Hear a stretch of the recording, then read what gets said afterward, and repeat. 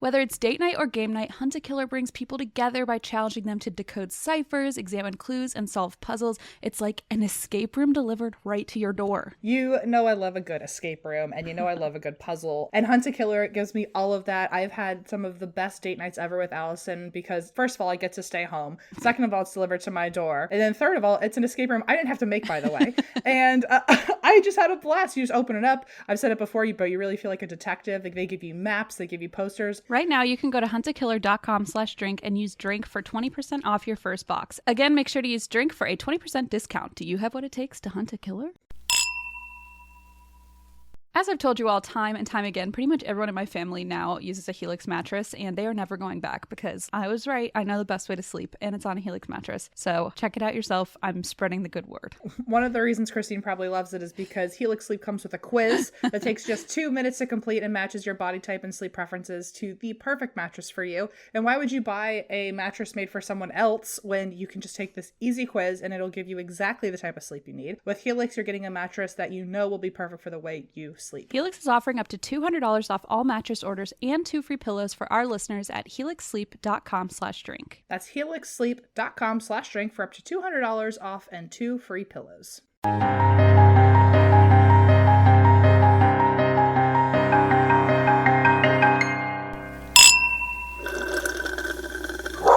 Sup, Christine? Hey, Boo. How you doing? Good. How's baby Boo? Pretty great. We just got a little recliner delivered from my wedding registry. Yikes. From my baby registry. Registries are the best. But I'm sorry, your baby has a recliner? Well, it's like for nursing and stuff, you know. Oh, the baby has its own. Yes, the baby actually has its own loungewear, and you know. I didn't know. I was like, but you know, I love things that are not proportionally the right size. No, and so like if there was a little baby Barcalounger, I would have lost it. It's for my big butt, not a baby. But yeah, so my beautiful mother-in-law bought it off, and father-in-law bought it off our registry. It was so kind, and it just got delivered. And as Em knows, I was sitting here and I was like, I hear a man in my house. And of course, Em was like, maybe go check on that. But it turns out Blaze had it handled, so it's all good. And Christine went, I'm probably fine. I was like, nah, let's just keep going. It's okay. The maternal instincts not there yet. They're not here yet. That's okay. They haven't arrived. They're late. That's okay. I apologize in advance for the mess that's behind me. God forbid. I've been home for a week and I still have yet to unpack. It's Allison's favorite trait about me is how messy I am. So you are okay. You literally judge my trash pile like every day, so don't even talk about being messy. I haven't seen your trash pile since you left LA. Well, I have. Your trash pile was pretty insane. Thank you. To be fair. It comes with me everywhere. No, this is all my stuff from when I was out of town. So sorry in advance to that. Oh, I wanted to tell you about my time out of town. Yes, tell me, please. I'm gonna eat my dried mango here. Great. While you regale me. Well, I just wanted to tell you mainly about the Lizzie Borden house. Yes! If you guys haven't listened to the listener episode, Em mentioned it. Does it come out? Wait. What's the date that this comes out? Oh, the listener episode has not come out yet, so they don't even know about this yet. So, yes, right. Guess what? Em went to Lizzie Borden house. I did. I went there and I felt really bad that Christine wasn't with me, so I texted you as soon as I walked in. I had a slight tear come down my face, but I was very excited for you, though. I texted Christine. I had to go to the bathroom as soon as I got there because we had been driving for a while, and I texted Christine, my pants are down at a murderer's house. Yeah, well, I was like, honestly, it was kind of like what I just did to you, because I was like, all right, what are my next steps? Do I call the authorities? Do I start your funeral arrangements? Like, what do you want me to do? I wanted you to play a little guessing game with yourself, and it worked. But no, so I went to the Lizzie Borden house and did an overnight stay, and it was a very odd experience. It was a cool experience, but it was still a very a borderline morally icky experience. Right. We did talk about that briefly.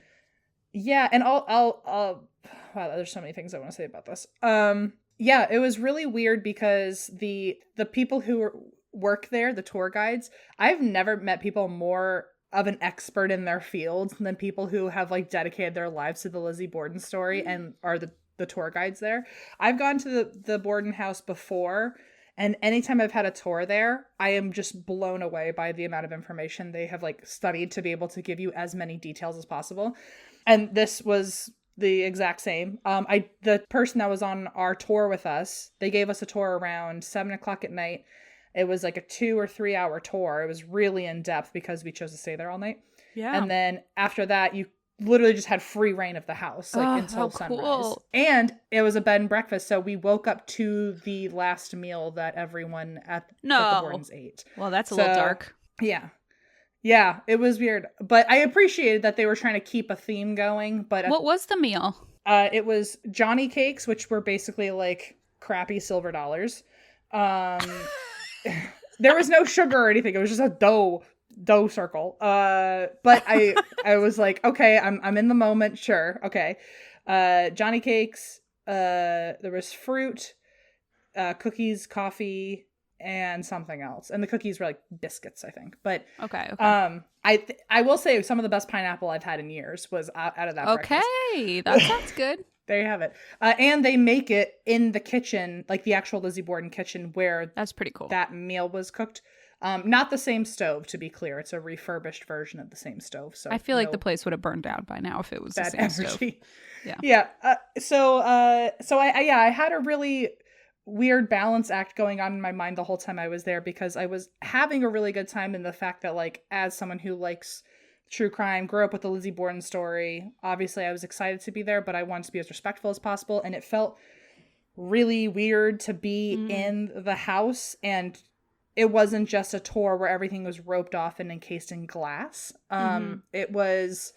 I was literally barefoot in my pajamas, just walking around. Felt like I was house sitting, especially because after the tour, we hadn't eaten yet, and they don't provide dinner. Although you can Postmates to the house, which is interesting. Can you imagine being a Postmates driver and being like, oh, not another one? Well, we decided that we were just going to go try to find a restaurant in town, and we ended up going to like some hole in the wall, which was awesome. But when we came back, I don't know what was going on, but every other person who booked a room, they went to bed. They didn't stay up to investigate. They didn't stay up to like just look around and like really appreciate that they're in this space for an unlimited amount of time. I was surprised when you FaceTime me at 3 a.m. and I was definitely rejected your call. So if you are in some dire need, I will not be the one you should call, which you probably already knew that. But, but you did FaceTime me, and I was surprised the next day when I talked to you, and you were the only one awake, looking around and exploring. I sent me. I sent a video to Christine. I think I also sent it. I don't know if I sent it to Eva. Did I send it to the group chat maybe? You sent it to me. I don't know. Okay. Well, I did a video, just a walkthrough of the house, because I was literally alone. My friend that came with me had gone to bed. Everyone else went to bed. It truly felt like I was house sitting, because there was no one in sight, no sounds except the ones I was making. I was just in the kitchen, looking through the fridge, because obviously, just by myself in this house, and to remember that there was a murder there, but I'm in bare feet walking on the part where there was like blood at some point. It really was very unsettling, and it reminded me a lot. We've talked about this before, but the concept of, would you wear a murderer's shirt? Because at the end of the day, it's just a shirt. There's nothing bad about the shirt, but because it belonged to someone with so much bad energy, you almost make that connection to it. And it felt that way of, I'm walking around in this house that belongs to a really dark history, and there's like 2 people who died here, and so it was a really weird feeling. I'm really glad I got to do it though, especially because I went in full intentions to be as respectful as possible, so I don't feel like I didn't leave any bad ties to the place. But it was still very weird that like the couch where he was murdered on, you could sleep there if you wanted. Like the rule was basically there are no rules. The only rule was you couldn't go into other people's rooms when they were sleeping. Fair point. I mean, that was it. But everything else was like, oh yeah, well, he died on that couch, and they can't confirm it's the couch, although it is completely identical. They found it at I guess after the Bordens left the house, interesting. They donated a bunch of their old furniture or put it in storage or something, and then only a couple years later, this exact identical couch that they've never found another copy of, that was right down the road and was upholstered the exact same way and everything, happened to be there, and they brought it back into the house. There's a very large chance it's the same couch.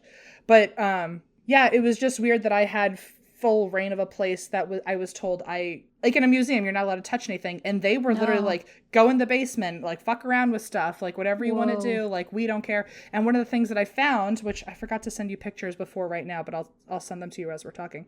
I found this, we were digging through, there was like a bunch of framed pictures that hadn't been hung yet. And I was looking through some of these old frame pictures that were just kind of leaning against a wall. And in between them, like, were, I guess, just to keep it preserved or so it wouldn't bend or anything. But it wasn't in its own case. It wasn't in its own plastic or it wasn't framed. It was just kind of in between two framed pictures.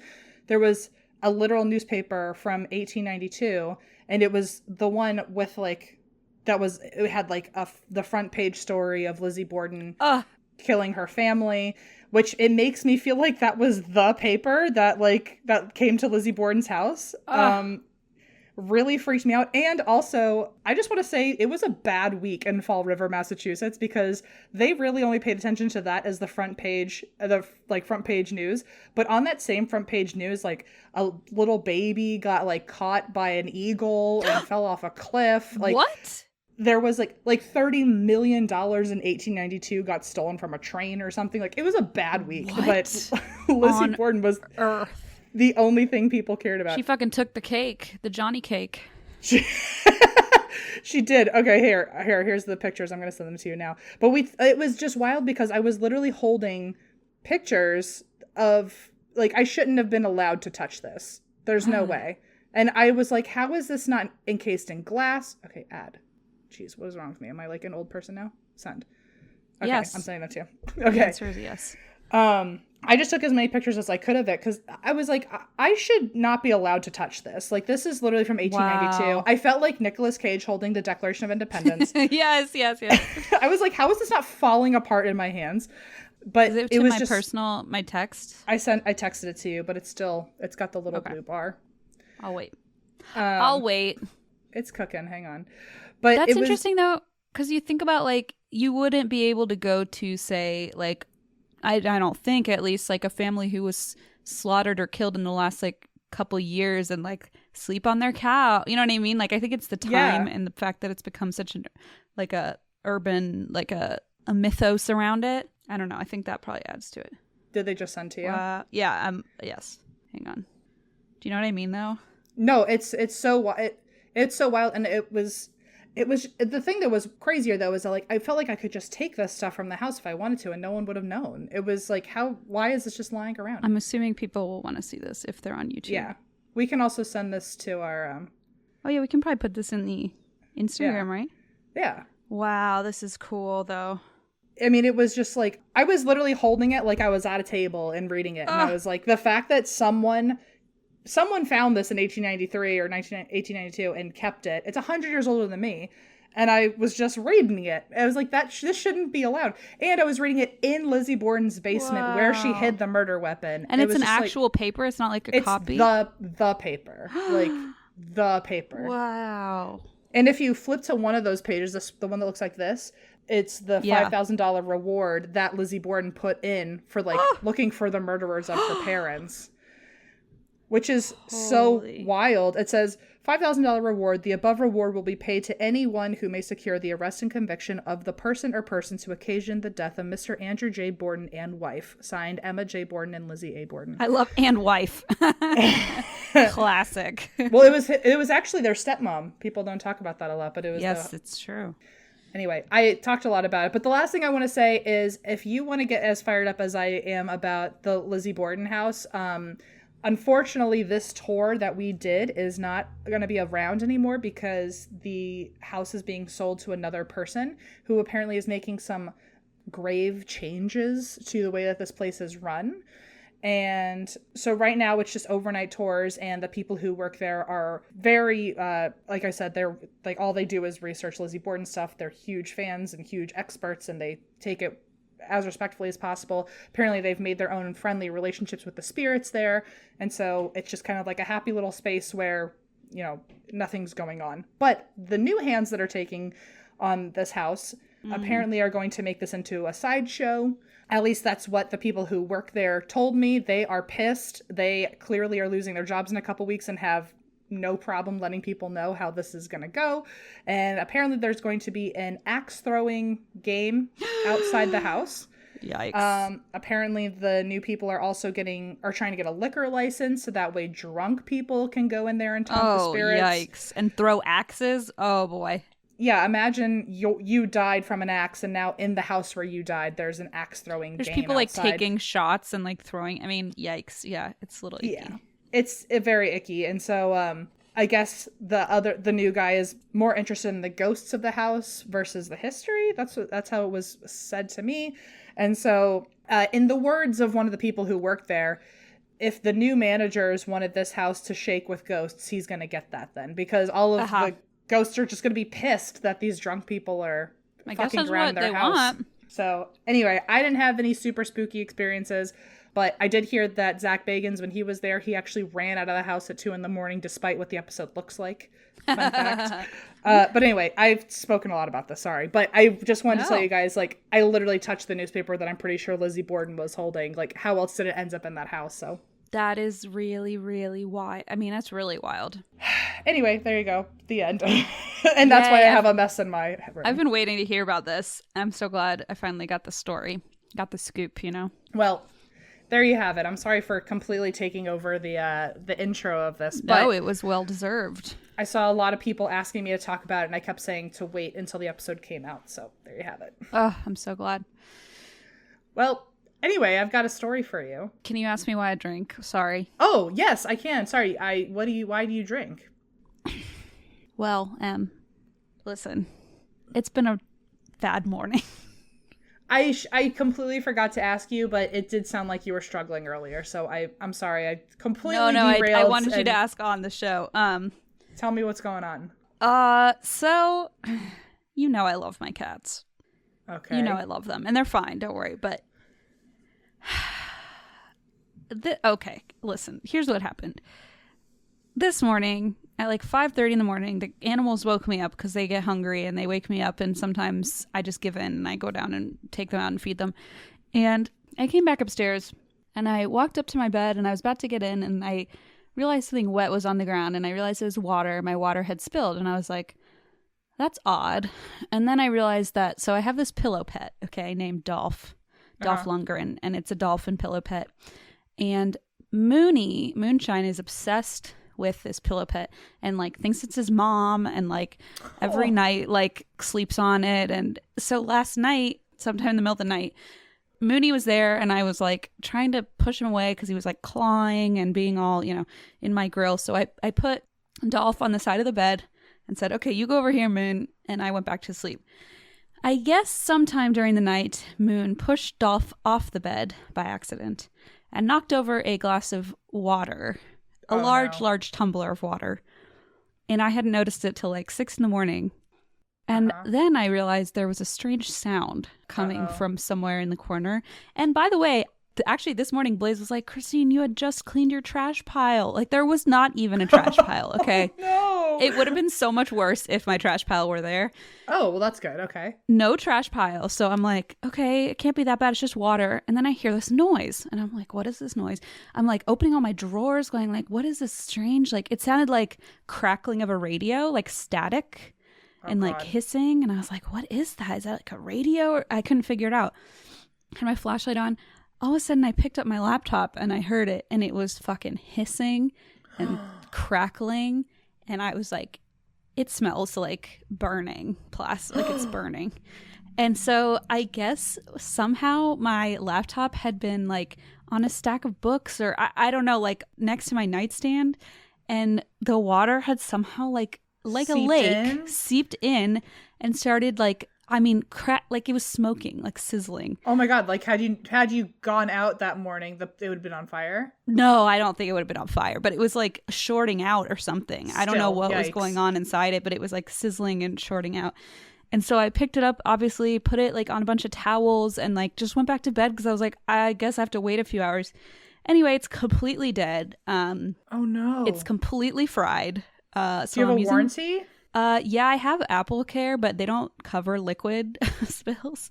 Oh no, Christine. And also, was your Was anything backed up? Yes, no, nothing was backed up. And that's where I had Beach Tea Sandy episodes that we've already recorded that are nowhere else. So you have to re-record all those? Re-record the episodes. I have to rewrite some important stuff I've been working on. Oh my God. I'm using Blaze's laptop right now. It seems to be working fine, but I just want to warn everybody, I'm not 100% sure if I'll be able to put a YouTube video out because that's where all my software was, like my editing software. Oh so my God. Everything, thank God I'd already released the Zach Baggins video because oh my God, you would be out of sight. I would be gone. You'd been like, Em, I'm pregnant. I can't do this. Commit me. Yeah, I'm pregnant.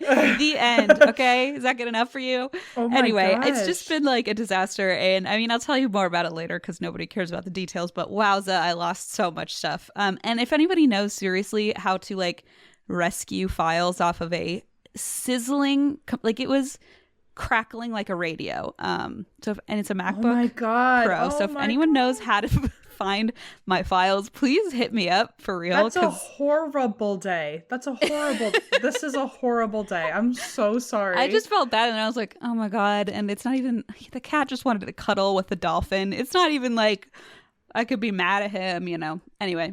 And obviously I'm like, I should have backed it up. But like everybody, I feel like that's just like everyone's like, I should back this up. And then let this be a lesson though, when you've got a little baby running around. Oh, good point. Just saying, like, maybe this needed to happen so that way it's like, I don't know, something else really important doesn't get damaged because you left it out. I don't know. Oh my gosh. Anyway, sorry. I know that's like so not as exciting as Lizzie Borden, but are you kidding? This is adrenaline inducing. Like the Lizzie Borden thing had some mystery to it, but this has fear. Like poor fear, indeed. Poor Blaze woke up this morning and was like, hey, and pointed at the bathroom, and I was like, I don't want to talk about it because my laptop was literally like stacked upside down on a bunch of towels, and he was like, what? Oh, and I was like, don't even go there. I'm not Can having you just buy a bucket of rice and just shove it apparently in there? That's a myth for laptops, so don't do that. Okay, good to know. Apparently works for phones, not computers. I looked it Wow. up. And they were like, the one thing you should Where'd you look it up on your computer? Shut up. The one thing you're not supposed to do is hit the power button right away because the electrical current can like make it worse. So of course I read that after I had hit the power button 25 times. Just want to warn everybody. Also, if there is no YouTube video, I'm so sorry. I really did try. But maybe I don't know, maybe I figured it out. But that's that. Anyway. Do you have to rebuy all of that software and everything again too? No, because it was like Premiere, like it was like Adobe. Oh, so okay. I just don't know if this computer will have room to download it. You know what I mean? Wow. So we'll see. But anyway, it's just been one of those days. Oh my God, Christine. Okay. Well, I got nothing. But I have a recliner, so I might just chill out in that later. Got a little baby recliner meant for like a veggie tail or something. Okay. If you are glasses wearers like us, or if you are screen lookers like us, you are exposed to blue light probably daily. And a major source of blue light comes from phones, tablets, computers, TVs, Kindles, LED light bulbs. Pretty much any brightness your eye is looking at might have some blue light to it. And luckily, with Helix Gray, they have lenses that can help you from any eye strain. That's right. Helix Gray glasses filter 15 times more blue light from screens than any other clear blue light lenses to help restore your balance. The original optical lenses relieve most eye strain symptoms from daily screen time. And they also have these advanced sleep glasses, which of course are the ones Blaze has, that relieve serious daily eye strain. And they were especially designed so if you have to use your screen late at night, which I think all of us do, let's be real, it helps improve your sleep quality. Finally, a pair of glasses designed for the 21st century. Go to felixgrayglasses.com/drink to shop glasses that work as hard as you do. That's FELIXGRAY glasses.com/drink. Free shipping, free exchanges, 30-day money-back guarantee. felixgrayglasses.com/drink. FabFitFun has sponsored the show for some time now, but this season is different. They are now the only subscription box that are 100% customizable. Oh, it's the best. You guys have been waiting. This new perk is only available to annual members. It's one more great reason to sign up for the yearly subscription. I have the most fun customizing my box. This time around, I got this amazing Summer Fridays like CC serum. I even got an outdoor blanket from Society 6. I'm like preparing for summertime with my FabFitFun box. It has all that I need. Don't worry about it. You can also also snag deals up to 70% off some of the most loved products with early access to limited add-on and edit sales. I know that Allison's FabFitFun box came with a lunchbox we've already used, like an insulated cooler. We already have a blanket, sunscreen. I mean, pretty much it's telling you, me it's to go summertime. outside. Yeah, it's telling me quarantine's over. It's time to boogie.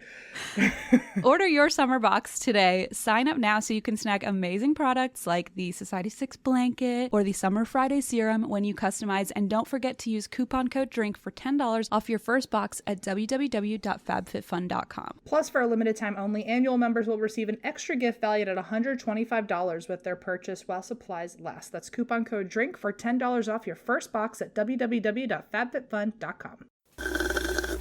Here's a story for you. Oh, I refilled my water cup. By the way, it was this cup.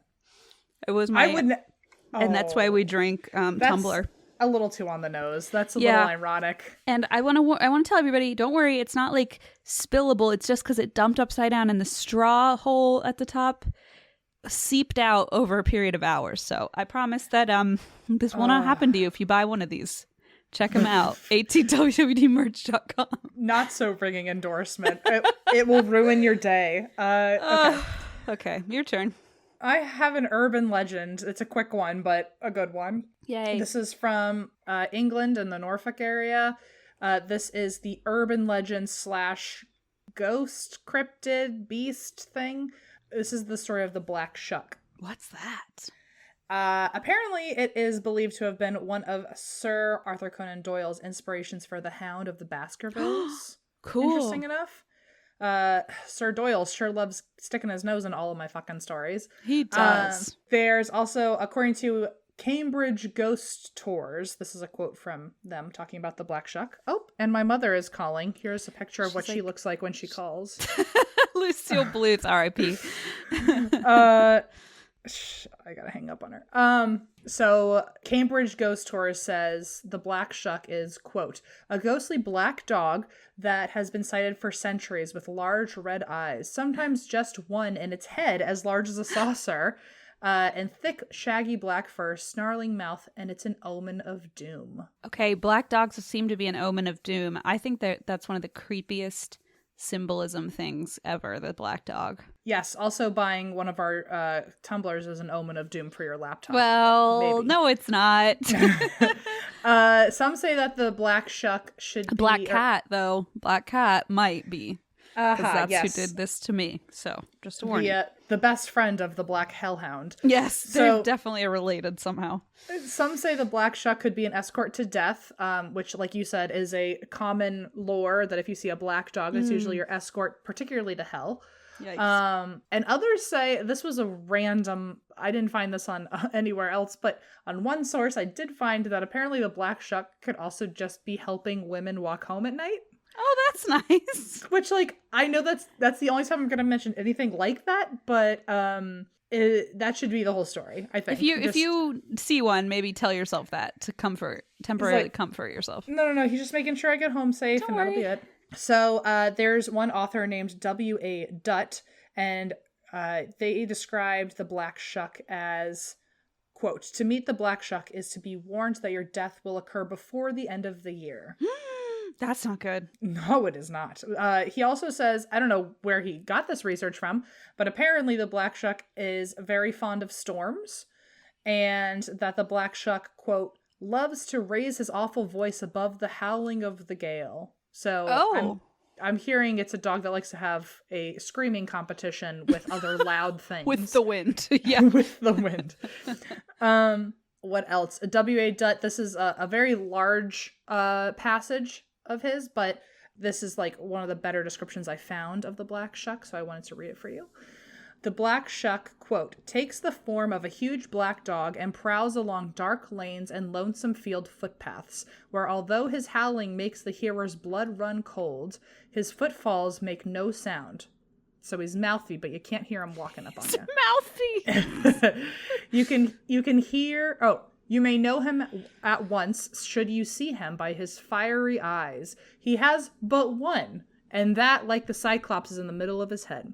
But such an encounter might bring you to the worst of luck. It is even said to meet him is to be warned that your death will occur before the end of the year. So you will So you will do well to shut your eyes if you hear him howling. Shut them even if you are uncertain whether it is the dog fiend or the voice of the wind you hear. So basically, even if it's a windy day, just close your eyes the whole time. Just walk around like with your eyes shut. That seems dangerous. Okay. Should you never set eyes on our Norfolk Snarl Yow, which apparently is the nickname W.A. Dutt gave him, Snarl Yow, you may perhaps doubt his existence and, like other folks, tell us that his story is nothing but the old Scandinavian myth of the Black Hound of Odin brought to us by the Vikings who long ago settled down on the Norfolk coast.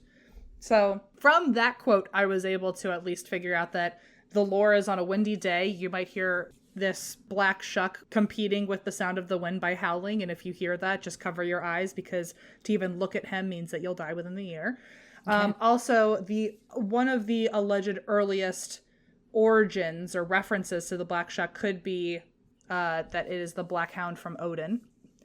Right. So because he compares the Black Shuck to Odin's hounds, I just wanted to give the hounds a shout out, because apparently their names are Frecky and I think Jerry or Gary, but I think it's hysterical that one of Odin's hounds who like fights off giants and shit could be named Gary or Jerry. So, either one is pretty great. Like, damn it, Jerry! Like, fight them faster. So how do you spell shuck? Like shock with a U. Oh, okay, like shucking corn. Shucking corn. Something. Yes. Okay. But yeah, so just wanted to give a shout out to Big Gary, and Frecky, who apparently Cute. Those words translate to greedy and ravenous. Oh, okay. But yeah, so one of the early origins could be that it comes from Odin folklore. Mm. According to Dialect Matters, the word shuck is actually Anglo-Saxon for the word. It's the Anglo-Saxon word skukka, which means to be feared. Oh. And another theory is that the word shuck in some places has a longer word, which is shucky, which means shaggy, which is what this dog is supposed to look like. Aww. So that's why it comes Freckles out with and Shaggy. I actually kind of like this. Freckles, Gary, and Shaggy. So thinking about, just because I wanted to look up the word shuck and what it meant in like Old English times, I found some other slang from Old English times. And just because the story's a little shorter, I wanted to know if you wanted to play a little guessing game on what 100%. Some of these. Okay. This is a Mental Floss article. Also, John Green was featured in it. I don't know what kind of weird partnership they had for this, but excellent. Cross promo. It was called 83 Old Slang Phrases We Should Bring Back. So I have quite a few here. I'll run through just a few of them, but I did find some more, and that's why we drink on brand words that I'll have you guess. But I just wanted to run through a few for you that I think we should bring back. So wet sock is a limp handshake. Yep. Checks out. Yeah. Happy cabbage is something that we both love. It's money for items you don't need, but it makes you happy. Oh, yeah. I was like, I actually am not a huge fan of cabbage, Em. I don't know where you got that from. I guess it's because, like, green, right? Happy green stuff. Yeah, that's true. Yeah. Happy returns is vomiting. No way. I love that. Ironic, because I don't think you're happy as it's happening. No, it's you're probably happy sarcastic. Afterwards. Yeah. A pang wangle. Oh, dear. Is to go along cheerfully in spite of minor misfortunes. So like I guess so. I guess I'll go. Just keep on going. I don't know. And that's why we drink the Pang Wangle edition. The Pang Wangle of podcasts. In the ketchup means in the red. Oh, okay. That makes sense. Yep. To cop a mouse is to get a black eye. Ooh. Which I guess makes sense because like a black eye kind of looks like a little mouse. Like Does the coloring. Yeah, the coloring of it. It's a weird little oval purple gray color. I don't know. I'm trying to think like maybe it looks like a mouse on your face. Speaking of faces, a giggle mug is someone who's habitually smiling. Oh. If you cheat on someone, you're going on a left-handed honeymoon. Ooh. Which is mean to the left-handed people. Yeah, it's kind of not nice. And if you know too much, like if you're like too big for your britches, yikes. You might have bright disease, or like you're too smart for your own good. Okay. My favorite one that has nothing to do with them, that's why we drink. I'm just going to start with this one. What do you think they call sausages? Who? Oh, like in old-timey slang? Yeah. Oh, man. It's easier the other way around if you tell me the slang and then I guess what it means. I know, but I liked it too much. I wanted to be the one Oh, to say okay. it. Sausages are called bags o' mystery. Wait, if you had asked me what are bags o' mystery, I would have given some real questionable answers. So maybe it's for the best. Okay, here are some, and that's why we drink. This isn't, and that's why I drink either, but it's kind of like bags of mystery. Yeah, I wanted to hear your opinion on this. Okay. What do you think a sauce box is? It's a drunk person. No, close. It's your mouth. Your sauce box, where you put all the sauce. Or where you're sauced and your stupid shit comes out. Yeah. And then, okay. Sauce box. The next three have to do with, and that's why I drink in Subway. Okay. So what do you think focus your audio means? Oh God. Focus your audio. Shut up? I don't know. It means listen. Oh, okay. Yeah, shut up and listen. It checks out. Focus your audio, like dial in on me. Yeah, listen. yeah. What do you think flesh creep is? Oh, I want to say skin slippage, but I know that's not true. It's basically goose cam. Oh, what is it called? Flesh creep. Okay, that actually makes so much sense. I should have thought of that. I bet you a lot of you guessed that. And then the third one is, what do you think a pine overcoat is? A pine overcoat. Maybe when the hair stands up on end. Like you have like your hair stands up on end. It's a coffin.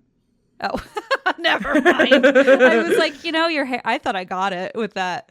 A coffin. Yeah. Okay. Never mind. Pine box. Got it. There was no way you were going to actually get it. I don't think so. I just wanted to hear what your answers would be. But so if in terms of, and that's why I drink, a coffin is a pine overcoat. Wow. Goose cam is flesh creep, and listen is focus your audio. Flesh creep is excellent. I love flesh creep. That's probably my new favorite. I hope to hear it out of your sauce box then sometime. You will, only if you focus your audio.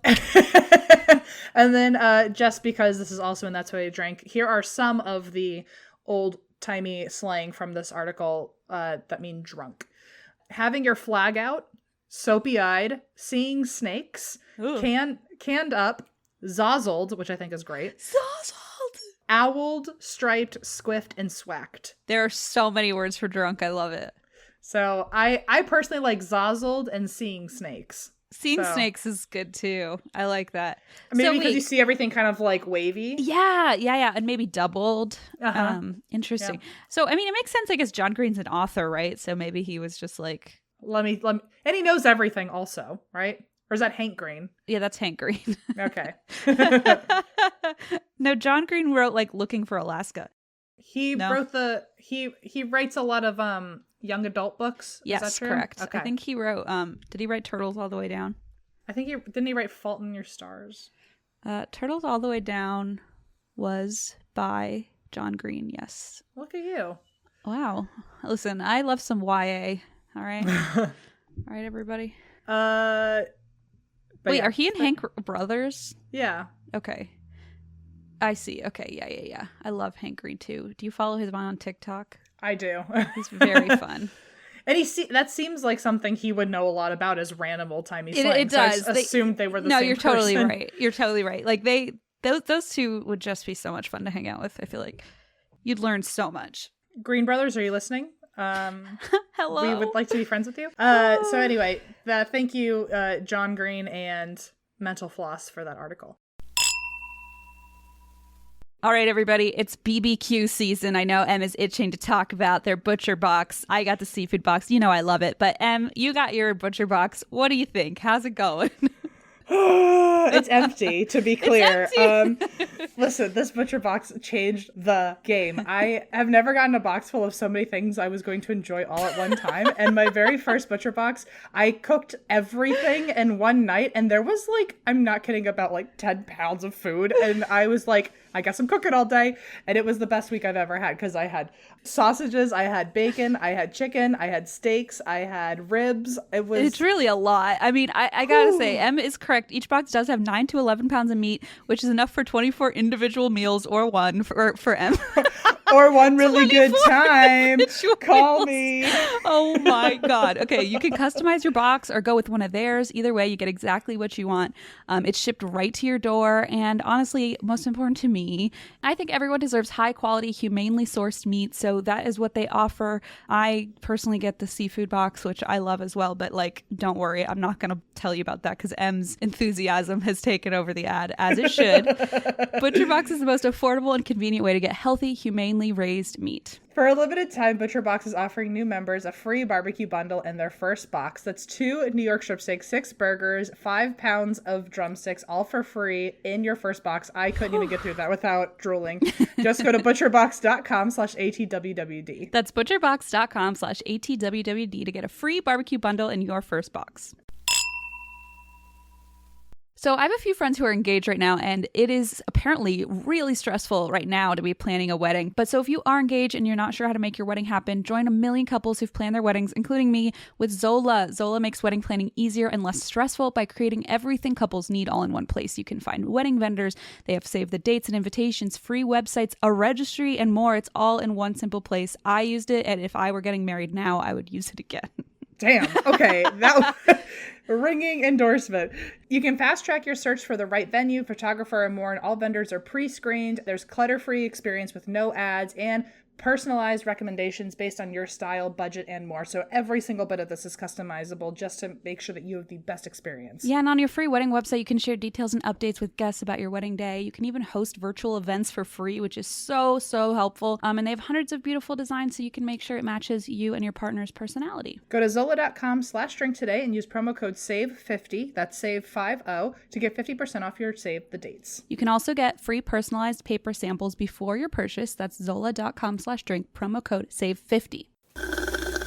So in another article, I found that the first written account, going back to the Black Shuck, the first written account, aside from it potentially being like Scandinavian lore with Odin, was in 1127 in Peterborough, England. Apparently in this account, it was when Mr. Abbott Henry moved to town. Happened at the exact same time as him. And this is a quote from that account. It was the Sunday where they sang Excurge Choir, which apparently is a chant. Oh. And many men saw and heard huntsmen hunting.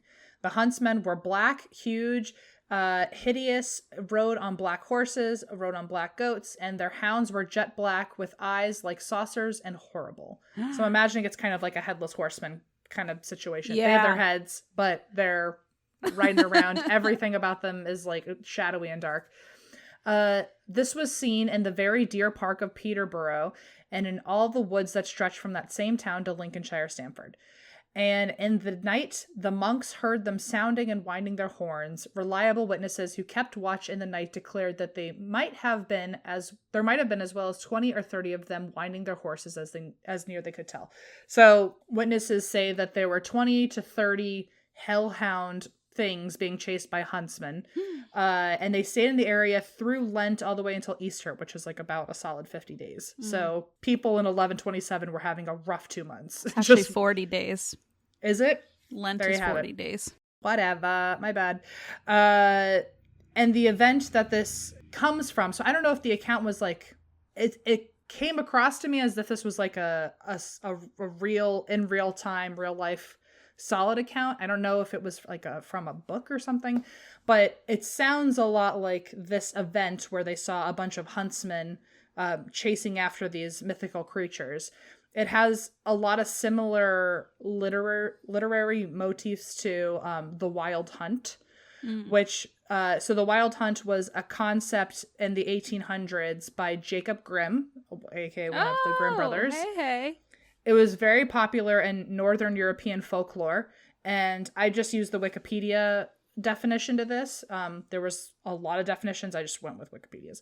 But the concept, or the literary concept of a wild hunt, is that they, quote, typically involve a soul-raving chase led by a mythological figure and or escorted by a ghostly or supernatural group of hunters passing in wild pursuit.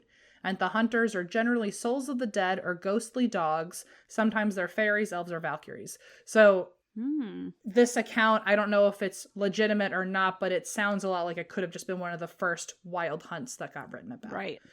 And there have been other hellhounds that have been chased in wild hunt motifs before, all throughout the UK. This just seems to be kind of like a running folklore concept. So in Yorkshire, there's a hellhound called the Barguest. In Leeds, there's one called Padfoot, which I wonder if that has anything similar to Harry Potter. It does. And then in Wales, there's one called the Cynannon. And some lore says that they only hunt between Christmas and Twelfth Night. Apparently, they're accompanied by a, quote, fearsome hag named Matilda of the Night. So there's just all these like random stories about some scary mythological ghost dog, and huntsmen are chasing it through the town. It's interesting that it like crosses over so many different ways. Yeah, and those were all just in the UK, but I mean, I feel like in a lot of folklore, wherever you are, you hear about like this, like, you know, this battling against a mythological creature, you know, so. I remember the scariest ghost tour I ever did, and like, as you guys can probably guess, we've done a lot of ghost tours, but the scariest one I ever did was in Alexandria, Virginia, when I was living in DC, and my ex-boyfriend and I went, and he like it was not his, you know, thing. Em and I tend to, I guess, attract people who are like not interested in creepy paranormal stuff. We're weird enough. Yeah, that's true. We don't need more. But we went on this tour, and our tour guide was Romanian, and she was telling us like personal stories of the black dog lore from her hometown. And we were walking around at night in Alexandria, which is already a very like old, creepy town. I remember that night, and I was sleeping in a dorm room. I literally hung sheets on the windows. I was so scared. Really? Yeah, I don't know what it was about that tour, but I think it was the tour guide. She scared me so badly, and she like she knew what she was doing, but it was all about that black dog, and like it doesn't sound like something that could like truly terrify you, but I was hanging up sheets in the windows. Like I was putting chairs in front of the door. I was like, this dog is going to drag me to hell. I don't know. Oh my gosh. Scared me so bad. But so she from Romania also had a lot of stories and folklore from where she was from. Yeah. And I mean, also like if you told me that there was a flock or a gathering of like a bunch of one-eyed dogs chasing you in the night, I mean, and they're apparently like massive beasts, like they're not just dog sized, so I'd be pretty scared, especially if I had no other like frame of reference to compare it to, and it meant you were gonna die. Yeah, exactly. Like why wouldn't you just want to avoid that just in case it's real, you know? So anyway, all of this to say that the first time we see a potential written reference in the 1100s could have been just a very early version of a wild hunt motif. Right. Right. And so next time we see a reference to the Black Shuck is actually in 1577, and it's the most famous account. There's this guy named Abraham Fleming. I almost said Abraham Lincoln. You ever heard of him? Honest Abe telling me this tale. So Abraham Fleming, he was a clergyman, a poet, a translator, an author. He was a multi-hyphenated god, apparently. Woohoo! He wrote a book called A Strange and Terrible Wonder. Oh, that's fun. Where he mentions the Black Shuck, and this is what he says about the Black Shuck. About one of the times where it attacked people. Quote, the Black Shuck entered two churches portrayed as the devil himself in dog form, and at the first of two churches that it attacked in that time span, it wrung the necks of two churchgoers. So it also has opposable thumbs? Or like maybe with its mouth? I'm stupid. Yes, that makes worse. I mean, maybe it has thumbs. Listen, I'm not here to judge. I don't know. It's got Hulk hands. He just grabs you. It's got fingers. Actually, if it had fingers, I think I'd be way more scared. If it was running and like you just see like it had crawling. Hands, nothing. No. So the next day after it attacked those two churchgoers, it went to another church nearby.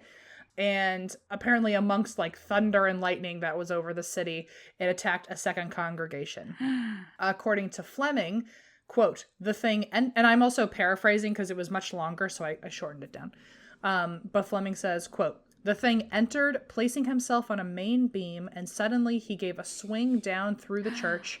And there also, as before, he slew two men and a lad. So he killed two men and a boy. Oh, no. And burned the hand of another person that was among the rest of the company, of whom diverse were blasted. So I think exploding and getting hit by explosion. I don't know. Sounds like another euphemism for drunk. This mischief thus wrought, he flew with wonderful force out of the church in a hideous and hellish likeness. So he's just going from church to church and like swinging from the beams, swinging, Tarzaning in. Wow. So on his way out of the church, the Shuck apparently caused the church tower to fall because he was like being so chaotic. The church tower fell off of the roof. He was being so chaotic. I'm sorry. It feels like he was really too jazzed. He and his many fingers just knocking shit over throughout the town. His many fingers in a singular eye. He knocked down the church tower, so the bells came crashing through the roof. Uh-oh. It really just feels like chaos. Yes, it does. Apparently, the Shuck on his way out also left scorched claw marks on the church doors. Oof. And they're apparently still there to this day, and they are nicknamed the Devil's Fingerprints. That's pretty cool. And the church, by the way, is called the Blytheburg Church. Ooh. And the first one where he wrung two necks with his fingers, that was St. Mary's Church. Sorry, it's not funny, but it's kind of funny. The fingers.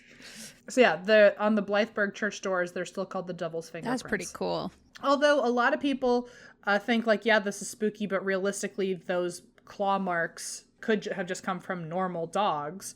Especially, so there's one podcast, shout out, it's called Strange Animals Podcast. Ooh. But apparently, this is a quote from them. Back then, dogs were allowed in church, but they sometimes barked or started fights with other dogs, at which point they had to be taken outside. And many churches employed a man called the dog whipper to put dogs out, sometimes by using, hang on, it's funnier than whipping. Okay. Because everything is. I was going to say, nothing's less funny. This is what the dog whipper would do. Sometimes he would use a big pair of metal tongs that were called dog tongs, and he would pick up the dog. He would grab the fighting dog and drag it outside of the church. Like a salad tong?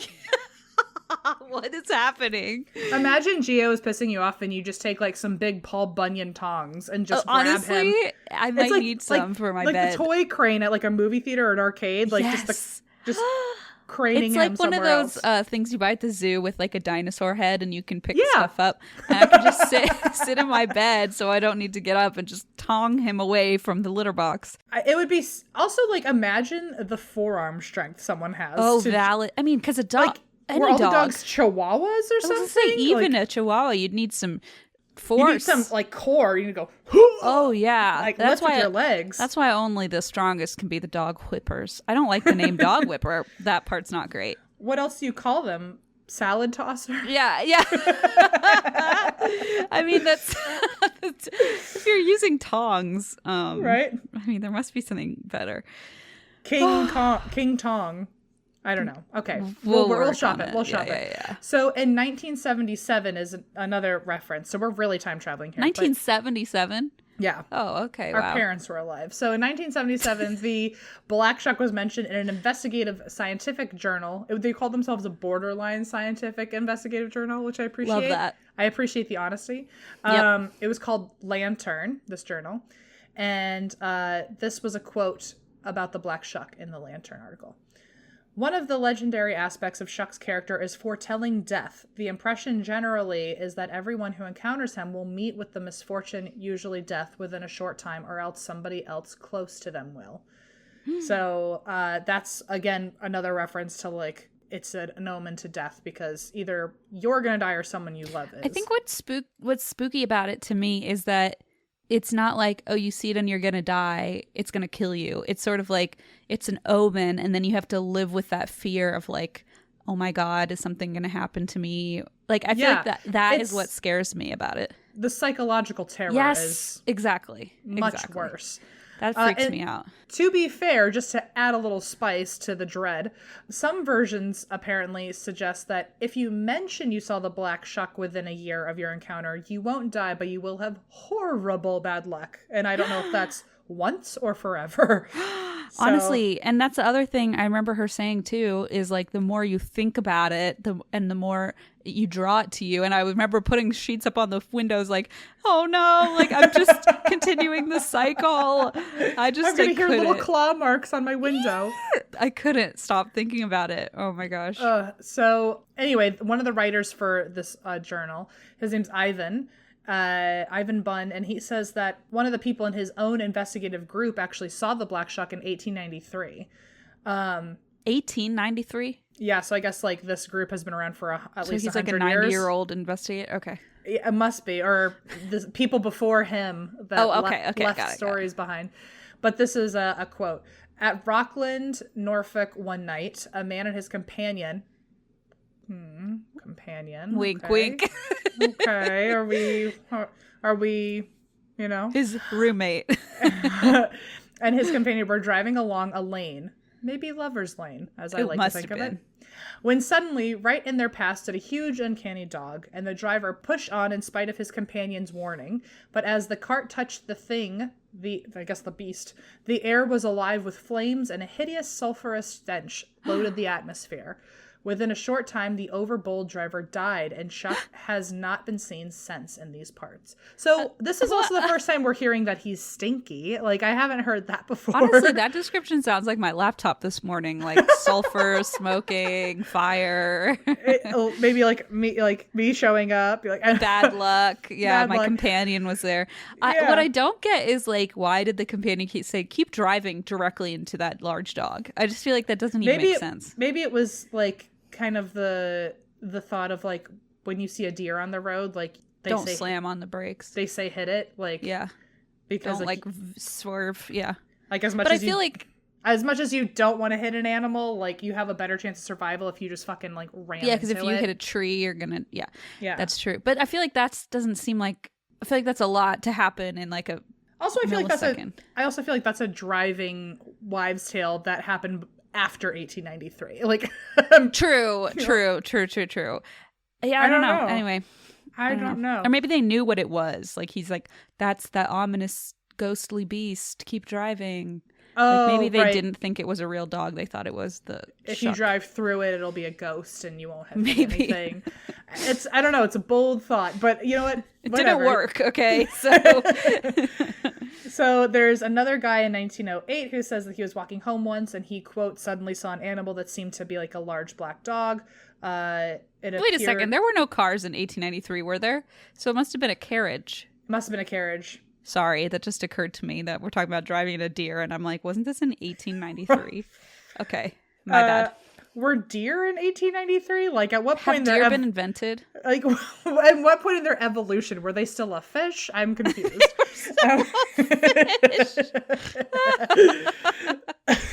Okay, so this guy was walking home. He suddenly saw an animal, quote, that seemed to be a large black dog appear quite suddenly out of the hedge and run across the road quite close in front of me. I was just going to call it and send it home when it suddenly changed shape and turned into a black donkey standing on its hind legs.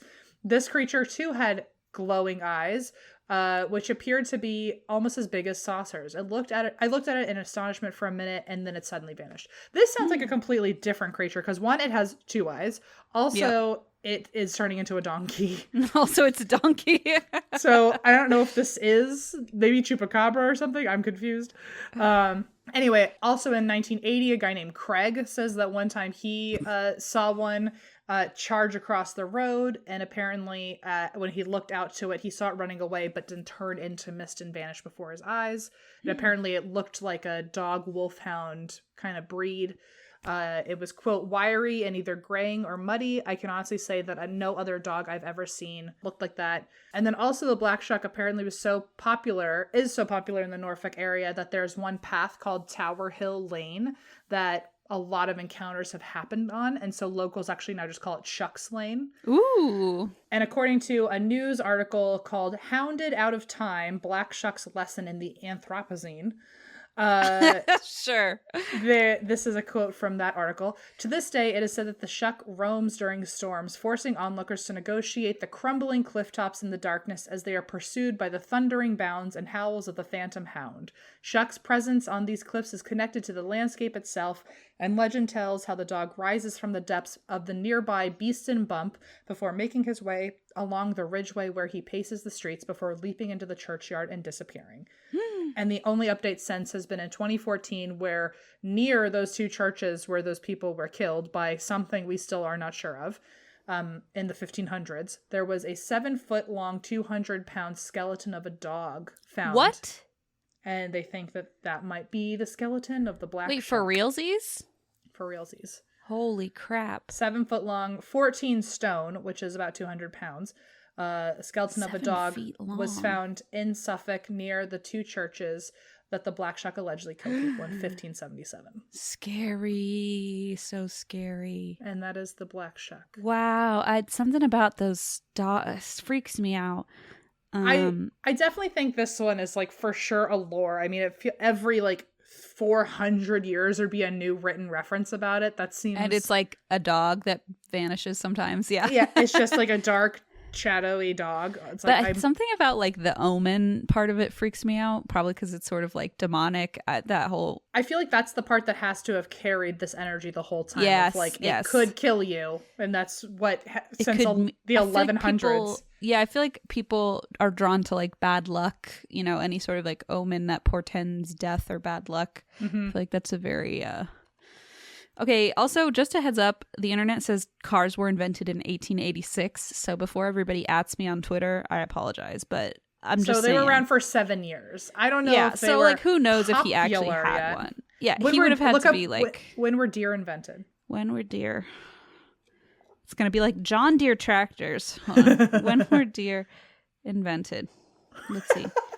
Oh, well, it's pretty close. 4 million years ago, so I feel like that... That's a good range, I think. Yeah, I don't think it was like that long before. A guesstimate, we were pretty close. Yeah, we were pretty close. Now look up what school did M. Schultz go to, because that always blows my mind. What? What school did M. Schultz go to? Has this just been like go to? It's like Google is... Oh my God, is this Clown College? I have never... seen that before. Like Google is trolling me. Like fuck my master's degree. Fuck. Excuse me. It my literally college experience. Says Clown College. That's nuts. It doesn't even send you to a link that says Clown College. Like Google just has the answer available. That is nuts. I'm gonna type in what school did Christina Cheever go to. It doesn't do that for. Ew! It tells my high school. No. Oh well, now everybody knows. I don't care. I don't. Well. Oh, well. Where did I like this question? Where did ATWWD meet Christine? Where did they meet you? Wait a minute. Do you think they met Eva? Like, where did we meet Eva? I don't know. It sounds like a pretty deep question. But like, you can ask like, how old is M. Schultz? Like, nothing else pops up with like direct. I have an answer from Google. It literally is just prepared. It's the top. Yeah, you're right. It's not even a link. It's just like Google knows the answer, and you can't question Google on this. Anyway, so That's deer were invented incredible. 4 million years ago, and I went to Clown College. The end. This is like, what else do you need to know about the world? Nothing. That's all you need to know. Oh, beautiful stuff. All right, Emmethy, I have a tale for you. Spooky tale. This is the story of Harold Shipman. I don't know who that is, but I'm excited to hear. Dokie, I will tell you. So we are in the UK this week. We are in Greater Manchester, in a town called Hyde. And it's right around where the Moors murders took place, which I have not covered, but is like a big one that I've been meaning to. So it's on the list. Cool. So it's March 1998, and there seems to be a growing suspicion among local medical practices in Hyde. Undertaker Deborah Massey, who worked at a local funeral parlor, notices that one medical practice in Manchester in particularly has had an alarmingly high death rate. Oh, okay. Strange. I love a good medical malpractice story. So if malpractice is like murder, does murder fall under malpractice, or is malpractice an accident? I guess malpractice is not an accident, because that's the whole point, is like you did something. Yeah, I think I would guess malpractice maybe is more negligence, and like exactly, yeah. And like, murder, you have to be the opposite of negligence. So you have to be really intentional. I guess unless it's manslaughter, in which case it would be malpractice. Yeah, malpractice. No, you're exactly right. Negligent act or omission that causes injury to a patient. So yeah, outright murder. I don't know if there's a term for that, except for murder. Might be the term. Super malpractice. Super duper ultra malpractice. Super unprofessional malpractice. Doing kind of the opposite of the Hippocratic Oath, I think. So there is this like strange kind of feeling that this woman has, Deborah Massey, and she's like, there's like a weirdly high death rate coming out of one particular practice in town. So the medical practice in question is that of a man named Harold Shipman, otherwise known in town as Dr. Death. Oh, okay. So he like already had the fucking nickname. He had a nickname, and you'll see how. Can you imagine being the person who's like, I have a gut feeling something's not right. Let me just check. And then you're like, hi, looking for Harold Shipman. They're like, oh, you mean Dr. Death? And you go, well. Verbatim, that's what happens later. Is they're like, we're looking into something, and this woman's like, oh, you mean Dr. Death? That's literally what happens. I so mean, how else could it have gone? How else could it, for her to be like, oh, I guess my gut feeling was right, but I wasn't the first to have it. So there we go. No, for real. Like, you're completely onto it. So remember that. Okay. Remember the one time in life I was right? Okay, got it. No, you're always right in my book. Yikes. That's not true, but anyway, the medical practice was of Harold Shipman, otherwise known as Dr. Death. Harold Shipman is known as one of, if not the biggest serial killer in British history. What? Dun, dun, dun. I know. He would later be tied to hundreds of deaths of his patients, the majority of whom were women aged between 49 and 90.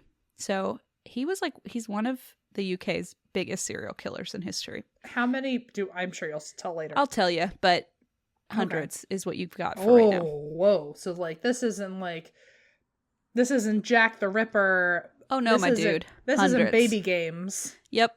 Tied to hundreds. Wow. So big time. His occupation was the perfect ploy. He was always known as a kind, thoughtful, friendly doctor at his family practice. He would always go the extra mile for his elderly patients. So a lot of them feared going into the hospital and never coming out again, which is something you see, I think, with older patients sometimes who are afraid that they'll be left at a hospital and not be allowed to come home. Mm-hmm. And so he put their minds at ease by coming over to their house to kind of like more old-fashioned, like he would go treat them at their house. And so a lot of people were very pleased with that kind of service. And he sure did that. Some even said that he would visit them at all hours of the day, sometimes even at night. And he would walk in and say, put the kettle on. How are you doing? And they would have a cup of tea and he would check in on them. But he wasn't visiting just to have a cup of tea and some chit chat. He was setting up their murder. I was going to say, is he cyaniding the shit out of their drinks or something? Not cyanide, but you're getting there. Arsenic? Nope. Okay, I don't know. But you're on the right track, let's put it that way. Finally, a case I can crack. Man, you are on top of it today, my friend. Wow. Family members would later find their loved ones at home having seemingly passed away peacefully, whereas the truth would obviously be a lot darker. So we are going to dig into the Harold Shipman case and the inquiry that followed. Dr. Death, here we go. So Harold Frederick Shipman, sometimes known as Fred, but I'm going to call him Harold because it's just easier, was born on January 14th, 1946. Good old Capricorn. In Nottingham to working-class devout Methodist Harold Shipman Sr., who was a lorry driver, truck driver for us Americans, and his mother Vera. He was the middle child, and he was known as his mother's favorite. So he was a mama's boy. And when he was a teenager, his mother was diagnosed with terminal lung cancer. And this kind of like turned his whole life upside down. When he was 17, he sort of became her caretaker. And he would like be by her side at all times as she grew sicker and sicker. And they had a doctor. Do you know the term GP? No. Okay, I think that's a more common term in the UK.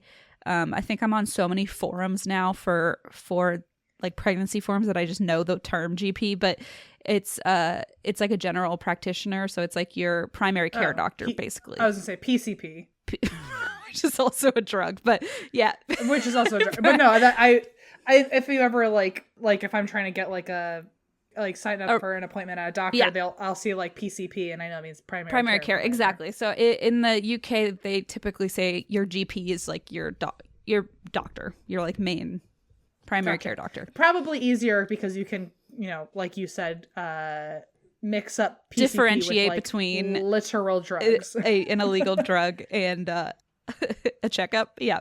Oh well. So they had a GP, or she had a GP who would come and visit their home regularly. And so Harold was always there, kind of watching as the doctor came by and took care of his mother as she grew sicker. And she died on June 21st, 1963, when he was 17 years old. And many have speculated that this event was a huge turning point and would kind of impact the events that happened later in his life. For example, there are big comparisons between seeing this doctor administering morphine to help his sick mother feel better, and then later he was found to be administering large doses of morphine to his own patients.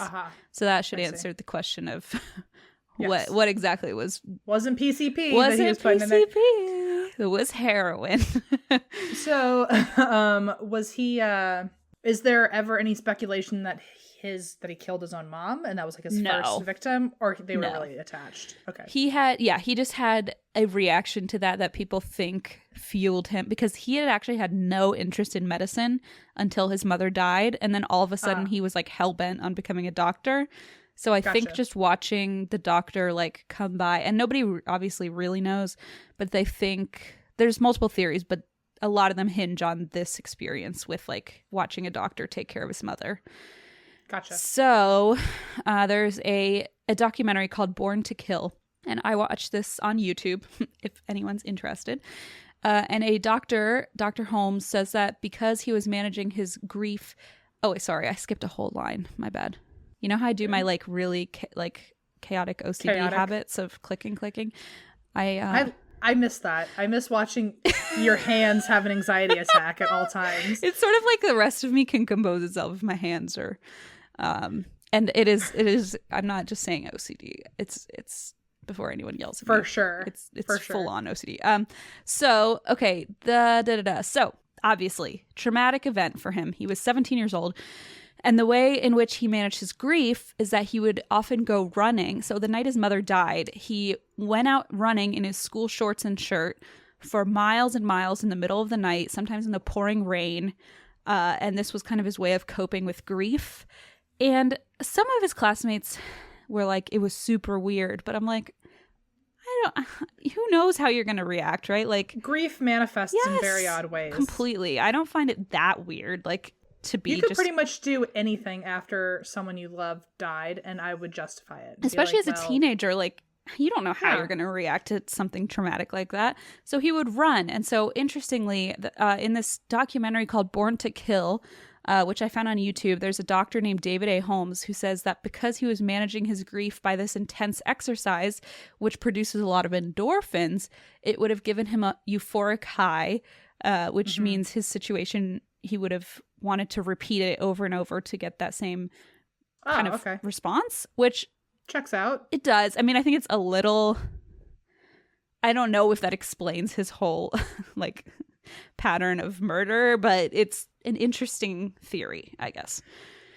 I think it sounds, I mean, again, I'm not a doctor, but I would get it. I guess I also, because I don't know what any other option is. Because part of me thinks like running maybe it's just a distraction or like something to get your mind off of it. Who knows? I mean, maybe it was euphoric. I don't know.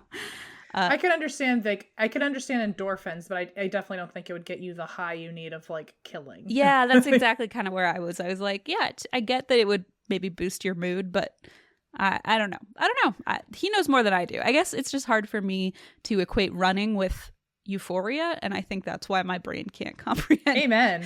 I do know that anytime you do work out, you feel good about yourself afterwards. So maybe he needed the run to like feel like some semblance of normalcy. Yeah, there's definitely. I mean, endorphins are definitely a very real thing. So yeah, maybe that is what was going on. Anyway, so he's obviously heartbroken, and all of a sudden he decided he wanted to study medicine. A lot of people around him thought, oh, look, he wants to get into medicine to help save people after his mother passed away. Which is pretty common, right? When I've seen that. After you watch someone go through something medical, or if you had medical experiences as a kid, you grow up to want to continue on passing on. Yes, exactly. There was a Netflix show I loved. I forget the name of it, but it was set in New York. It was like a not live.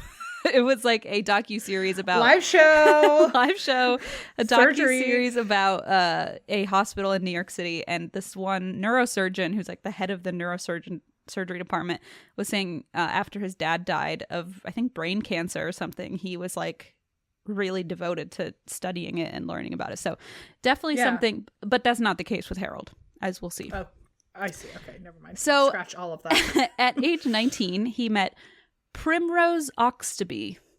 No, he didn't. Yes, he did. He did not find J.K. Rowling's like lost character. Luna Lovegood's cousin, yeah. Primrose Oxtoby. Oh my God. And does she become a werewolf by the end of this She's or something? literally an art and design student, obviously.